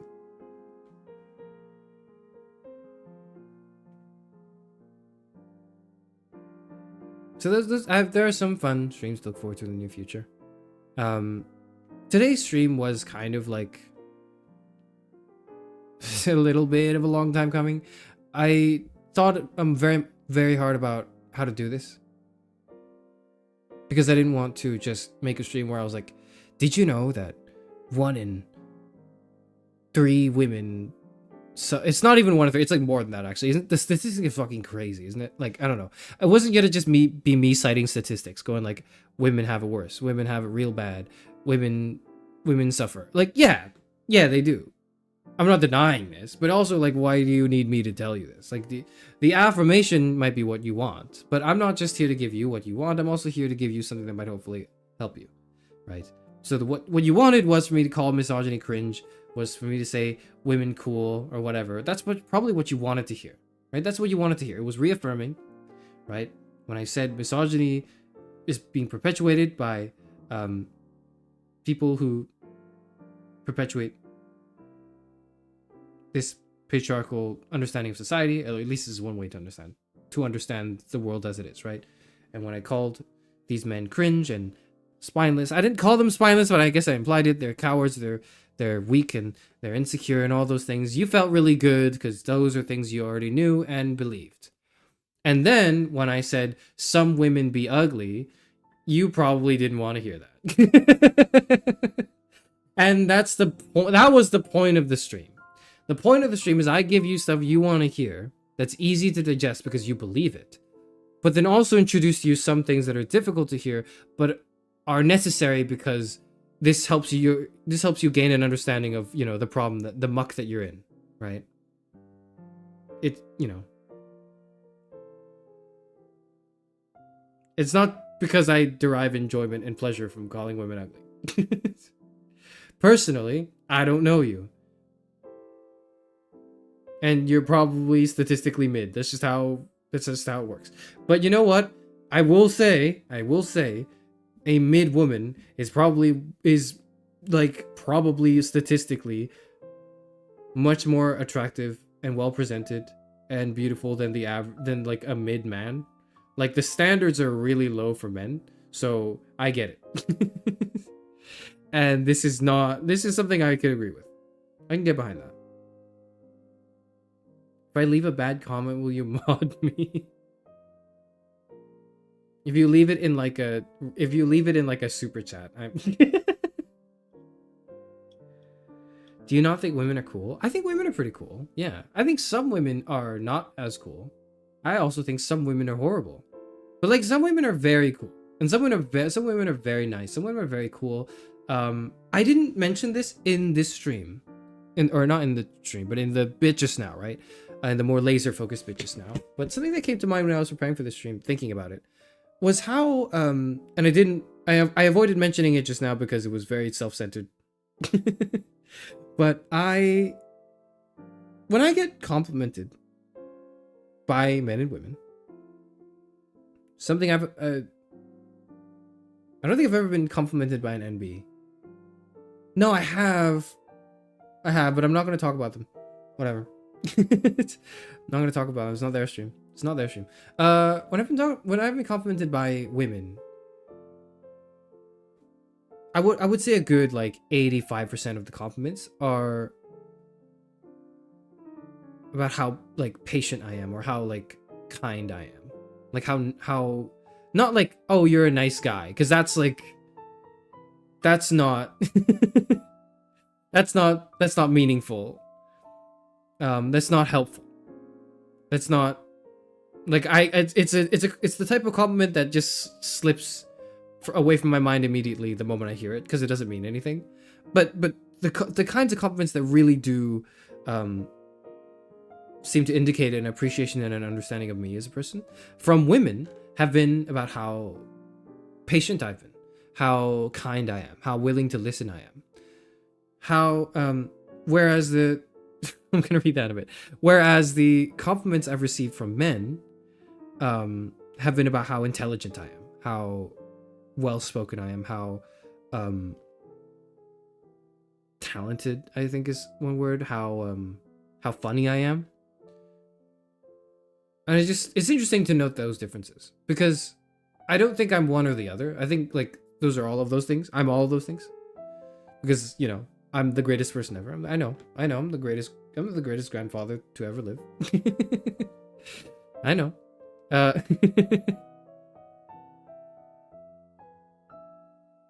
But it's interesting how those values are so embedded in us and in our gender identities that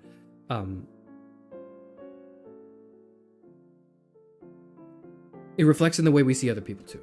I just thought that was cool. Anyways, Tylenol39. Thank you for the super chat. Make Terra mod please, dummy. If I make Terra mod because of a super chat, wouldn't that feel like government bribery? I don't know, man.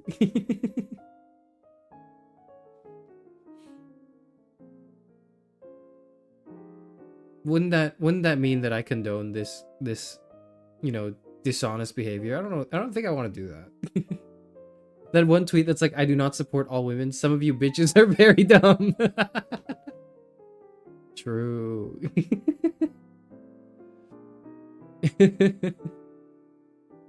I agree with the above highlighted statement and have no personal incentive to do so. Indeed, you do not, Tara. Indeed, you do not.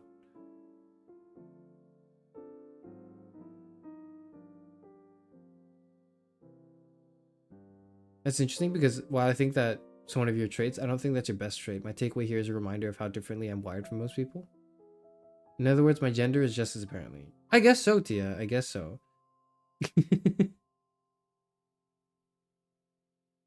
You promised? I didn't. I made a joke and I kind of quickly regretted it. I'll mod you for the rest of the stream, Tara. Okay, you can enjoy that. Sure. There you go. Tara, you're a mod now. Congratulations. You're a mod for this stream.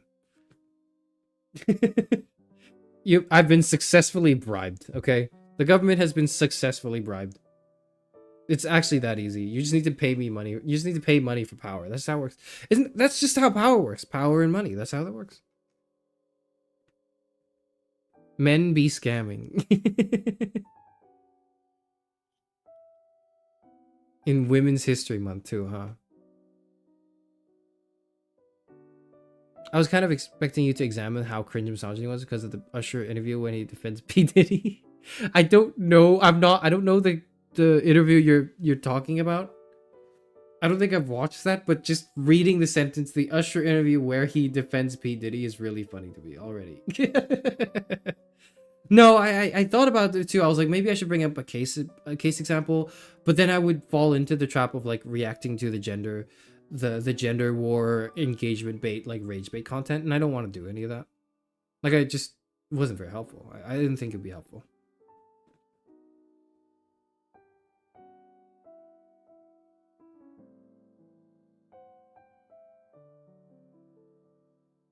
It's funny because my favorite traits of Charis Euphranor are 1, how eloquent he is, and 2, how patient he is. This is indicative of my gender fluidity. I guess we solved it. This is how you determine your gender. It's not, you know, it's actually just through how it's actually through how you would compliment Charis Euphranor. It's true. That's how you get your gender identity. And through nothing else. If you haven't complimented Charis Euphranor, you do not have a gender. You need to come to the stream right now and collect your gender, okay? You need to collect it. Now, you don't know what it is yet. It's like in a mystery box. It's in one of those gotcha boxes, okay? Where they don't show you the prize. There's like two eggs in there. One that says male, one that says female, and then like another egg that says like that's like a big question mark. And it's like this is the secret hidden special egg. And you don't know what it is, but it's a part of this gotcha. So you could get it, but you don't know, right? And then you need to compliment me. And depending on your compliment, that's your gender.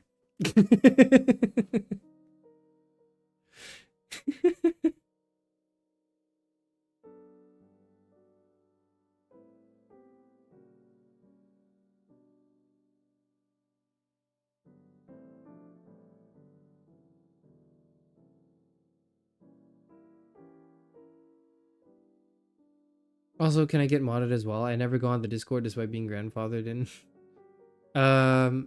Barrels, you can be. Have you played The Walking Dead season 3? If so, then you can be a mod for next week's streams. Cause, well, by judging by the question, you could probably infer what why I say this. Can I have my gender now, please? Yeah, you got like 2 eggs. Congratulations. you got 2 of the eggs. And like maybe the 3rd egg if you want. I don't know. You gotta put another compliment. You gotta slot another compliment in to get another egg, okay? Are you not gonna mod me, man? I don't know. I might mod you tomorrow, Zero. We'll see. I think you're a funny little guy on my screen. What's my gender? So I think if it's funny, it's man, but then little guy in like probably some sort of like hopefully endearing way is a bit feminine, isn't it? It's a bit feminine coded. So therefore you get to unblind yourself from the blind box and like pick one of the eggs, I think. I haven't played season 3, but do you promise to mod me for season 4? I mean, sure, I guess, if you've played season 4. I heard The Walking Dead and woke up. Presumably like a zombie, maybe. Isn't 3 the worst one out of the series? I don't know, but I just know I'm going to play the whole series. I'm not going to skip any, even if they're not as good. And if it's not as good, I will, like, complain about it. I'll just rant about it on stream.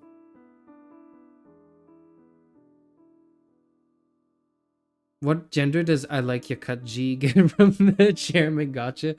Very strong, like, man. Very strong, like you are a man. That's your egg. Okay, you got the man egg from that. You definitely get the man egg for saying I like your cut G. I would say you're bold. That's the man egg for you. That's your male assigned egg.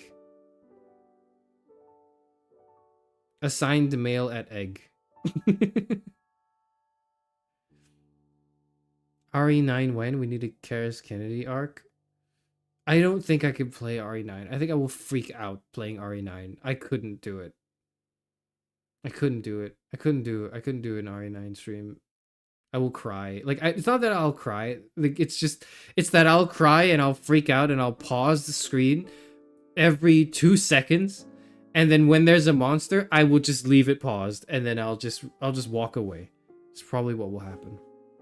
Like, I'm watching other people play the game and I'm still at the edge of my seat, like, and I've got my, like, blanket. I've got my, like, I've got my pajamas wrapped around me and my blanket as well, going like, fuck, oh no, they're gonna get her and they're gonna get Grace, run away. Like, I can't actually be playing the game because, like, I'm so paralyzed in fear that I can't, like, I couldn't be controlling the character. If watching it is enough to get me in that mindset. Maybe I'll play, like, a Resident Evil game for, like, next October, okay? But that'll have to wait. You'll have to wait at least, like, 6 months for that.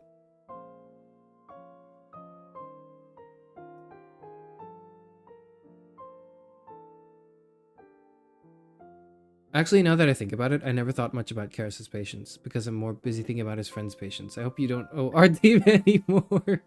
Oh boy. Oh, I'm gonna owe our team even more. Don't worry, I will. She's cooking something. She's cooking. She's cooking.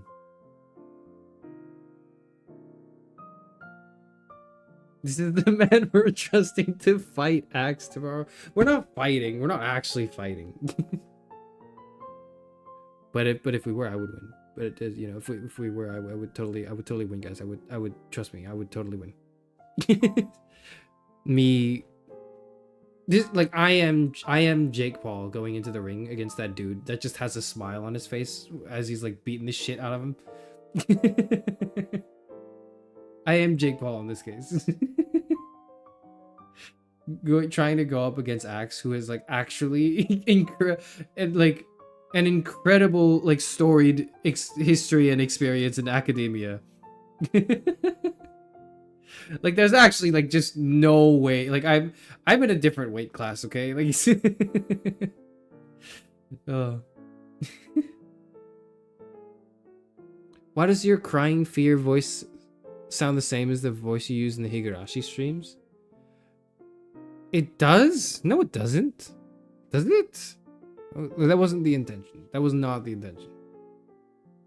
Our team basically runs a charity.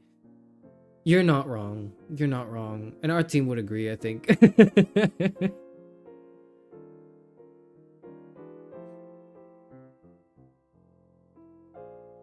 What else did I want to talk about to keep this stream lighthearted, to balance like the... I want to talk about some more lighthearted things to balance the stream. But I'm not sure what to say. I just got a comment 30 minutes ago from someone called Trump Burger. He just commented Matrix on my like lore video. That's interesting. That's interesting. I guess I wanted to go into a little bit more detail. Not detail, but I want to just reiterate what I said last stream in the addressing the homeless allegation stream, because that was rather long and rambly too. But basically I was busy for a while, but I'm back now. And I might be busy in the future. And if I'm busy, you know why. It's because I will have to worry about more things than I thought I would have to worry about in my life, which will stop me from streaming as much as I want to. And I want you all to know that I'm going to try my best to stream anyways until the day I die, or get everything in my New Year's resolutions list done. So if I like only stream once a week, it's not because I don't want to stream.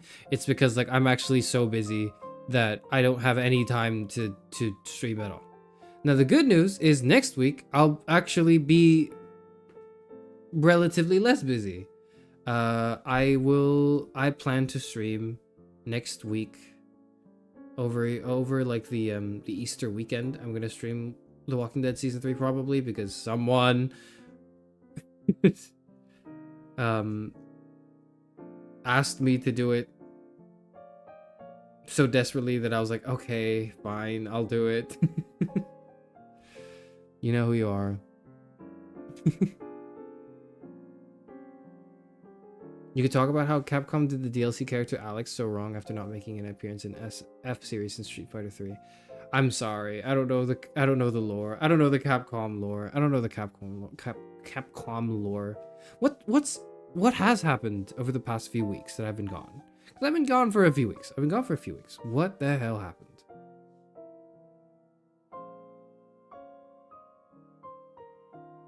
Have you thought about playing Disco Elysium? I have. I'm not going to. Yet. I will eventually, but not now. I have the game. I bought the game. I was told apparently you shouldn't buy the game, but like I already bought it. So I'm gonna just play it. And then I'll enjoy it. Can I beg for no, I'm not a human? Then it's gonna be hard to beg me to play a horror game. I wouldn't be able to.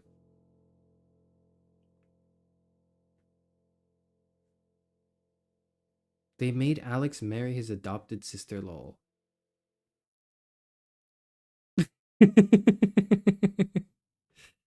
Man, why is there gotta be incest? There's so many women that exist. So many men that exist. Why you gotta pick your sibling?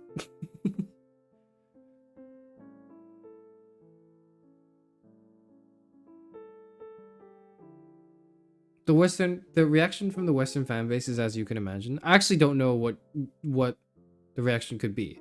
Is it one that's very positive or very negative to you? I actually don't. I ask this as a clarifying question because, like, on the one hand, incest. On the other hand, like, incest. You know, like I don't know. What do people want? I do not currently have the finger on the pulse of society. Very negative. Okay. All right. Got it. Right. They had a kid too? The character Alex married his cousin in between 1998 to now. Is it cousin or like adopted sibling? Those are very different things.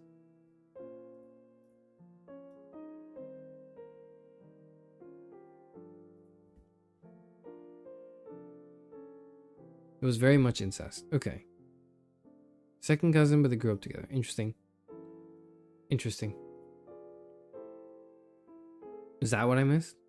What else did I miss? Somebody please tell me. Coffin of Andy and Lele is one of my favorite games because toxic codependency in fiction is one of my favorite tropes. Don't ask me anything. Yep, we're supposed to just receive that brief expression of opinion and then not at all ask you and question you on the themes of Coffin of Andy and Lele. At all. Yep. I'm sorry, I guess I have to reiterate that I'm sorry that the romance arc has concluded in such a... it's not a bad conclusion with the fan art fanfic reaction stream. But that wasn't quite the conclusion stream I thought it would be, right? Because I originally anticipated not being evicted from my house all of a sudden. And being able to stream as usual, but I couldn't because that's what happened. And I'm not going to do any makeup streams. I'm just gonna like leave it there. I think I'm just gonna leave it there. There was one more stream after this it's not on my channel, it's on like Z's channel, Syzygy, Z Altair, great friend of the channel who I've collabed with on multiple occasions. It's on her channel. You can go watch that discussion where we talk about whether or not it's possible to fall in love with a robot or robots and interesting stories that we traded. Can you react to the fan art of me clamping Axe's lips? Sure I can.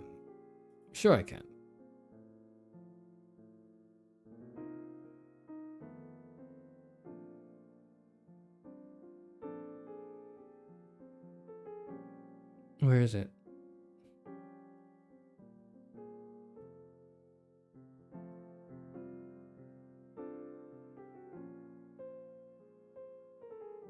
I've seen it. Okay, like what's happened since I left is like, among other things, a lot of art on the Discord that I'm not going to talk about right now, but I think is cool. Let's see. Lip clip.png.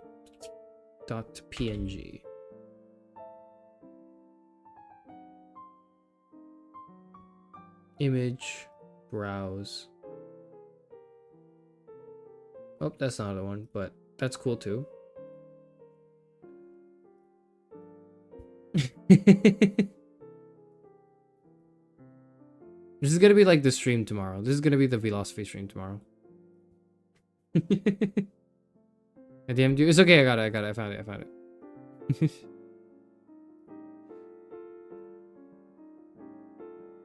I like the facial expressions. I feel like they're very accurate. The I don't know if innocuous is the word. I don't think innocuous is the word. I don't know what the word is though exactly. But like the expression on Axe's face, as if he was just like, he was just talking, like he didn't think he was he didn't see a problem, and then Tia just exasperated, going like, shut up. don't even say anything right now.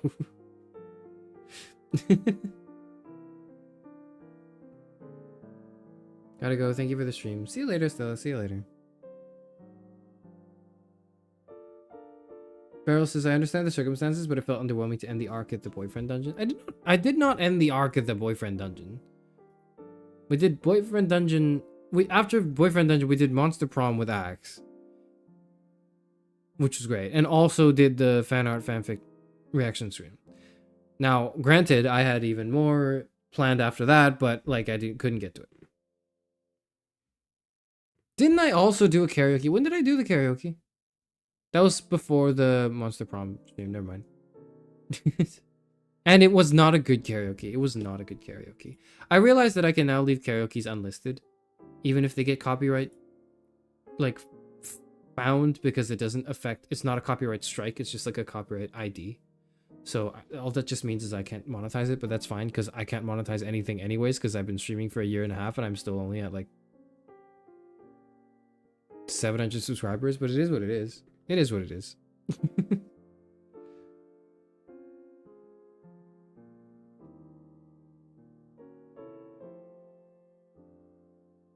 My interpretation is that she's quieting him so she can beat up those haters. Oh.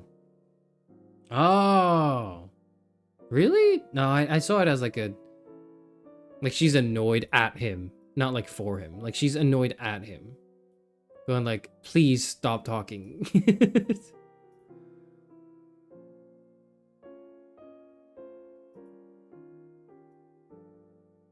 Yeah. And X not even knowing why, not understanding why he should stop talking. That's like, that was my interpretation of the image. Of the piece. 733 but 1 million in our hearts. Yeah, but like that doesn't give me ad revenue access. So it doesn't change the monetization aspect. Anyways, I like this. This is fun. I liked the image. Thank you for the fan art. That's happened since we last talked about fan art and streams and such. Fanfics. I know that was the last stream I ended with, and I didn't really, I haven't had the chance to really reiterate this as well, but and it's a shame because Estella literally just left the stream, but on my brief hiatus, while I was on my brief hiatus, I was just, one of the things that kept popping back up in my mind was actually how good that fic was that Estella wrote. The other fic was not bad, like the Mpreg fic too, but like you understand why I wasn't thinking about it all the time, okay? Like you get it, so it's not like don't be too surprised that I didn't keep that one in my memories as much. But I was really, really impressed by the one that Estella wrote. I was so impressed. Holy shit, it was cool. What a great piece of like fanfic.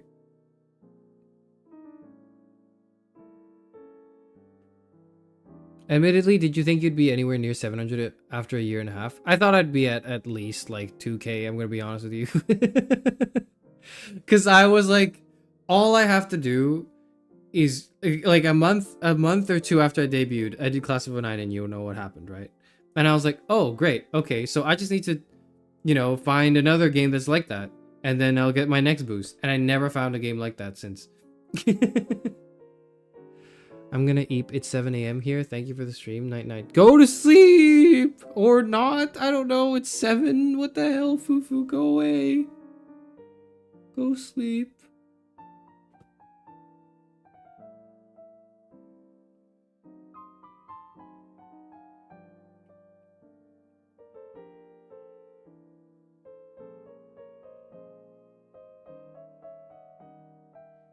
Anyways.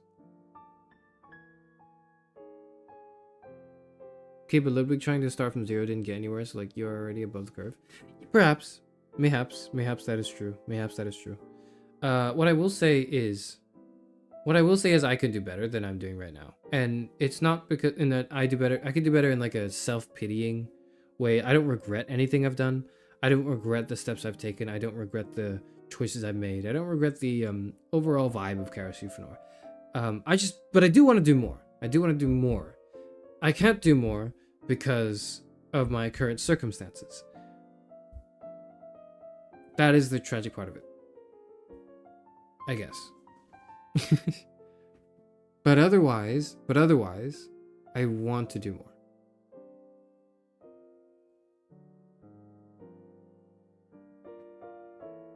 There's nothing else I want to say. I think there's nothing. Is there anything I want to talk about that's happened the past 3 weeks other than just, you know, the fact that I was evicted, which I've already expressed in detail. Do I need to do this? I forgot to set up my pop filter. No, I forgot to set up my pop filter for this whole stream. I just set up my microphone and started talking today for like 2 hours. I did not set up my pop filter. So you heard all the puss, the p and the plosives. You heard all the plosive voices. Sounds. P. You heard all of that. You heard all of that too clearly. I needed the pop filter. I did not set that up. Oh well, it's fine. It's okay.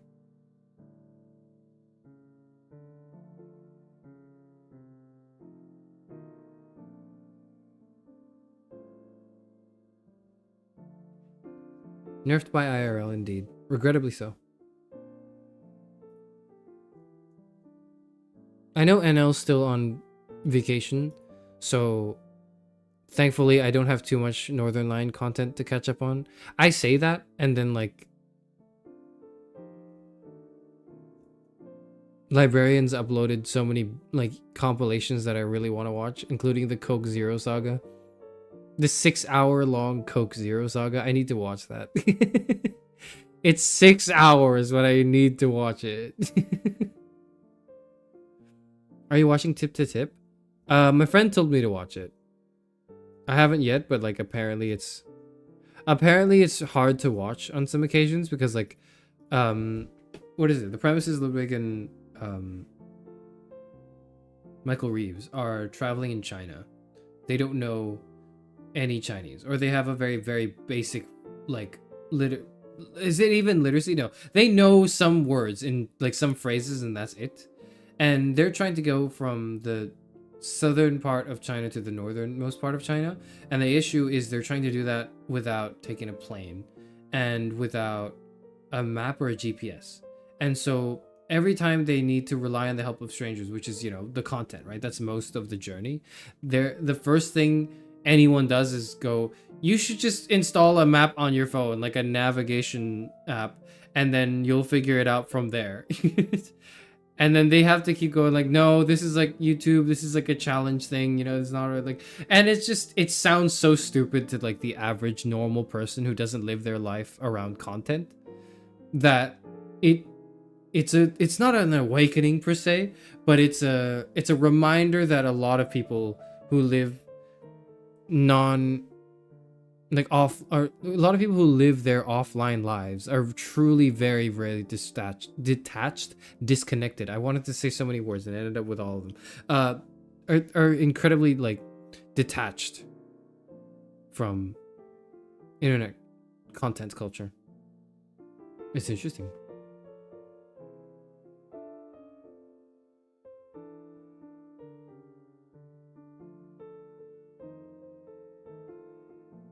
This stream made me sick. I have a sore throat and something. Felt myself getting sick the past few hours. Uh-oh. Get some tea. Brew yourself some tea, perhaps. Or just buy it. And then go to sleep. That's usually the cure. I don't know. Sleep is the cure. I like sleep a lot. Where's Parrot? Banished to the Shadow Realm because this was a somewhat serious stream today. I tried not to make it too serious because hopefully you could tell I tried not to make it too serious by having like the Women's History Month background. Can I just talk about this for a second? Okay, yeah, I'll talk about this. What a fantastic background. What a fantastic background this is. Like being on the Google Meets, seeing this as an option and it all like having it all click instantly in my mind like a puzzle piece. Oh yes, this is the background for Friday's stream. Yes. It's like a graphic. It's this corpo ass graphic of just various women standing together, framed on a wall in a living room. That is just this, like, what is this? This typical millennial-ass living room space. And I say millennial because, like, anyone younger than that can't afford the house, like can't afford a living space like this, so, You're not real.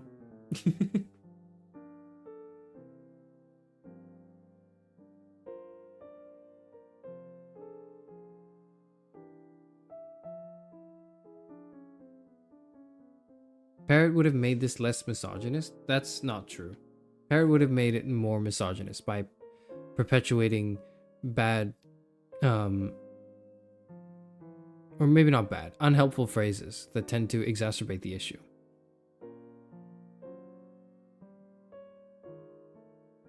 I wonder how Gen Alpha and Beta will turn out. I don't know. I just hope they're okay. I just hope they're okay.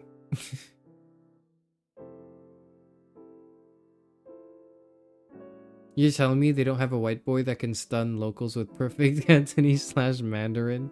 I mean, no, they don't, because if they did, that would make the challenge really boring, wouldn't it? Like the tip-to-tip challenge that they're doing. It'd make it so boring if they brought along one person who was entirely fluent in the language they needed, right? He's lying. I gave him the idea. I have receipts. No, so you gave me the idea to use it, I think. I saw the background and it all clicked in my head in that, like, I knew I wanted to use it for a, like, Google Meets hangout. And you were like, you can, I forget what you said exactly. But you did give me the idea to use it for the stream. And how the fact that it's so on the nose should hopefully have been a good indicator that I'm not taking today's stream too seriously.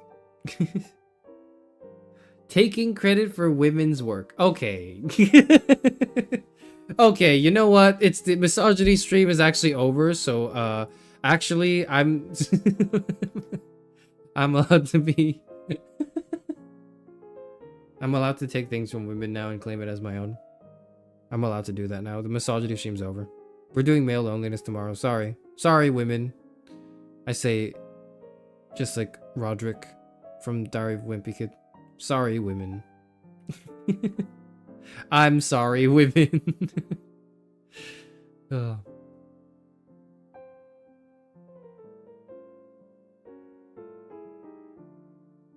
Misogyny stream is over. No more talking about women. True.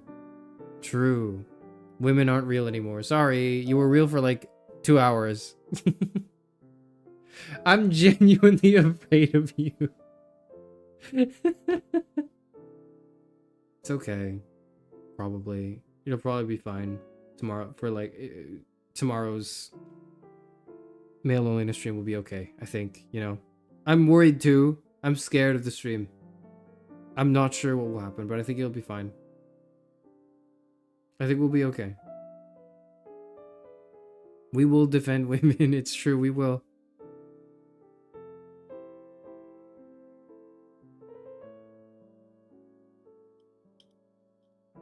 To be fair, I will say, like, I've heard my fair share of critiques of feminist philosophy that are not rooted in just blind misogyny and, you know, manosphere bullshit. Like, actual meaningful, intellectually honest critiques of feminism, of intersectionality, not as in its intentions, but in its way of approaching the what is likely the same issues that they diagnose, or not the same issues, but very similar issues in its diagnosis. There are like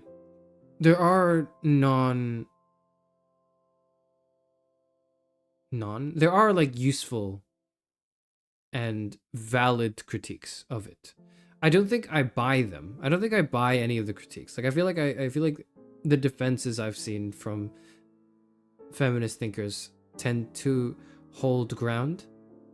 I don't think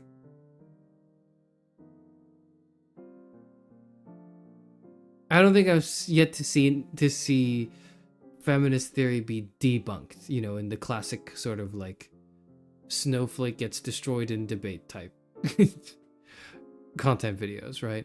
Videos.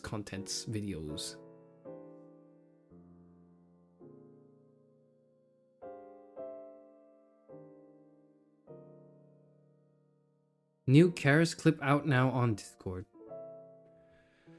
What?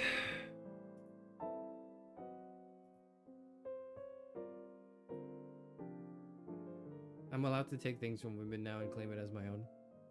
I'm allowed to do that now. The misogyny stream's over. That's not what I...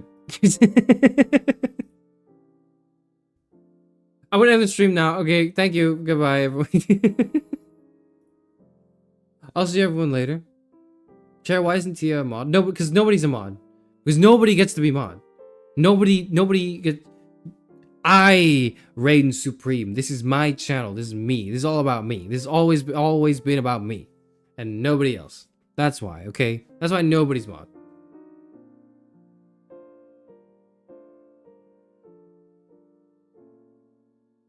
Great, now leave me alone. Goodbye.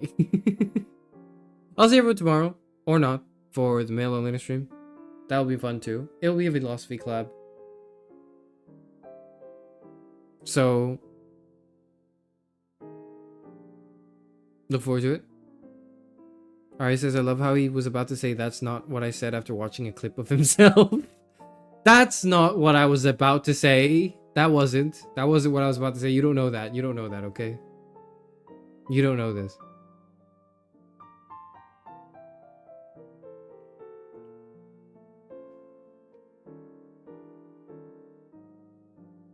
See you guys tomorrow.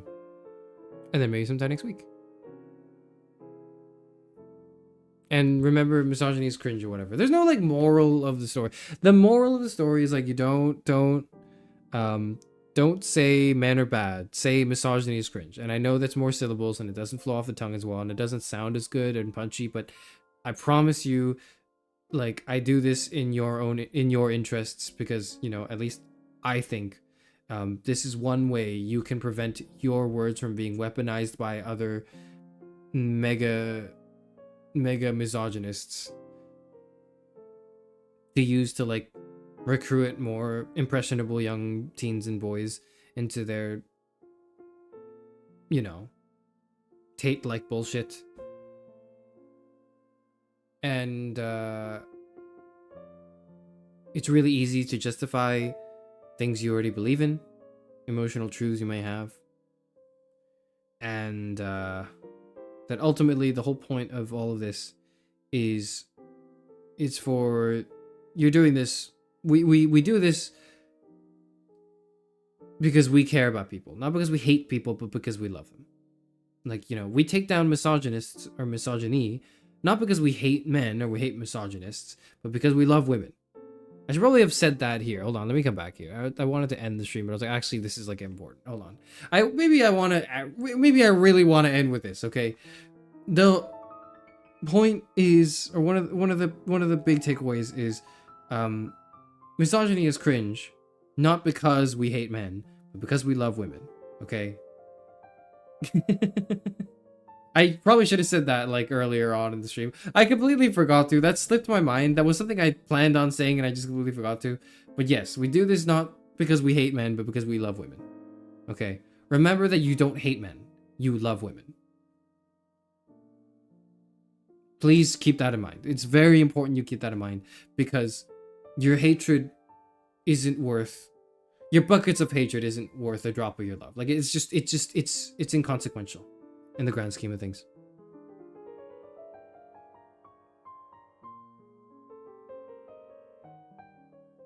Honestly, it's super refreshing how you can be so insightful and how to formulate ideas so thoughtfully. It really is helpful to formulate opinions in a way that doesn't lend itself to give fuel to other people's propaganda. Yeah. Thank you, Halkin. I'm sure you didn't mean this as like a backhanded compliment. In like how it's so refreshing how you can actually be smart if you want to be, Charis. Like, but yeah, okay. No, thank you. No, I'm. Wow, you really can say things like reasonably if you want to. You just don't all the. You just don't usually. All right. Goodbye. Thank you and goodbye. Thank you and goodbye.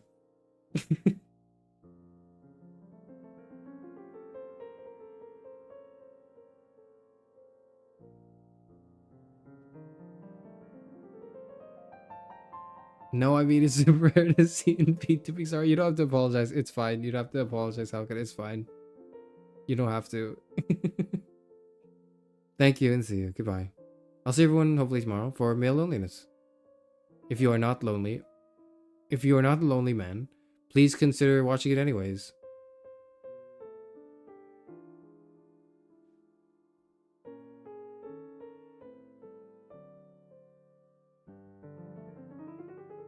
Yeah, have a happy Women's History Month. Happy Women's History Month. Yes.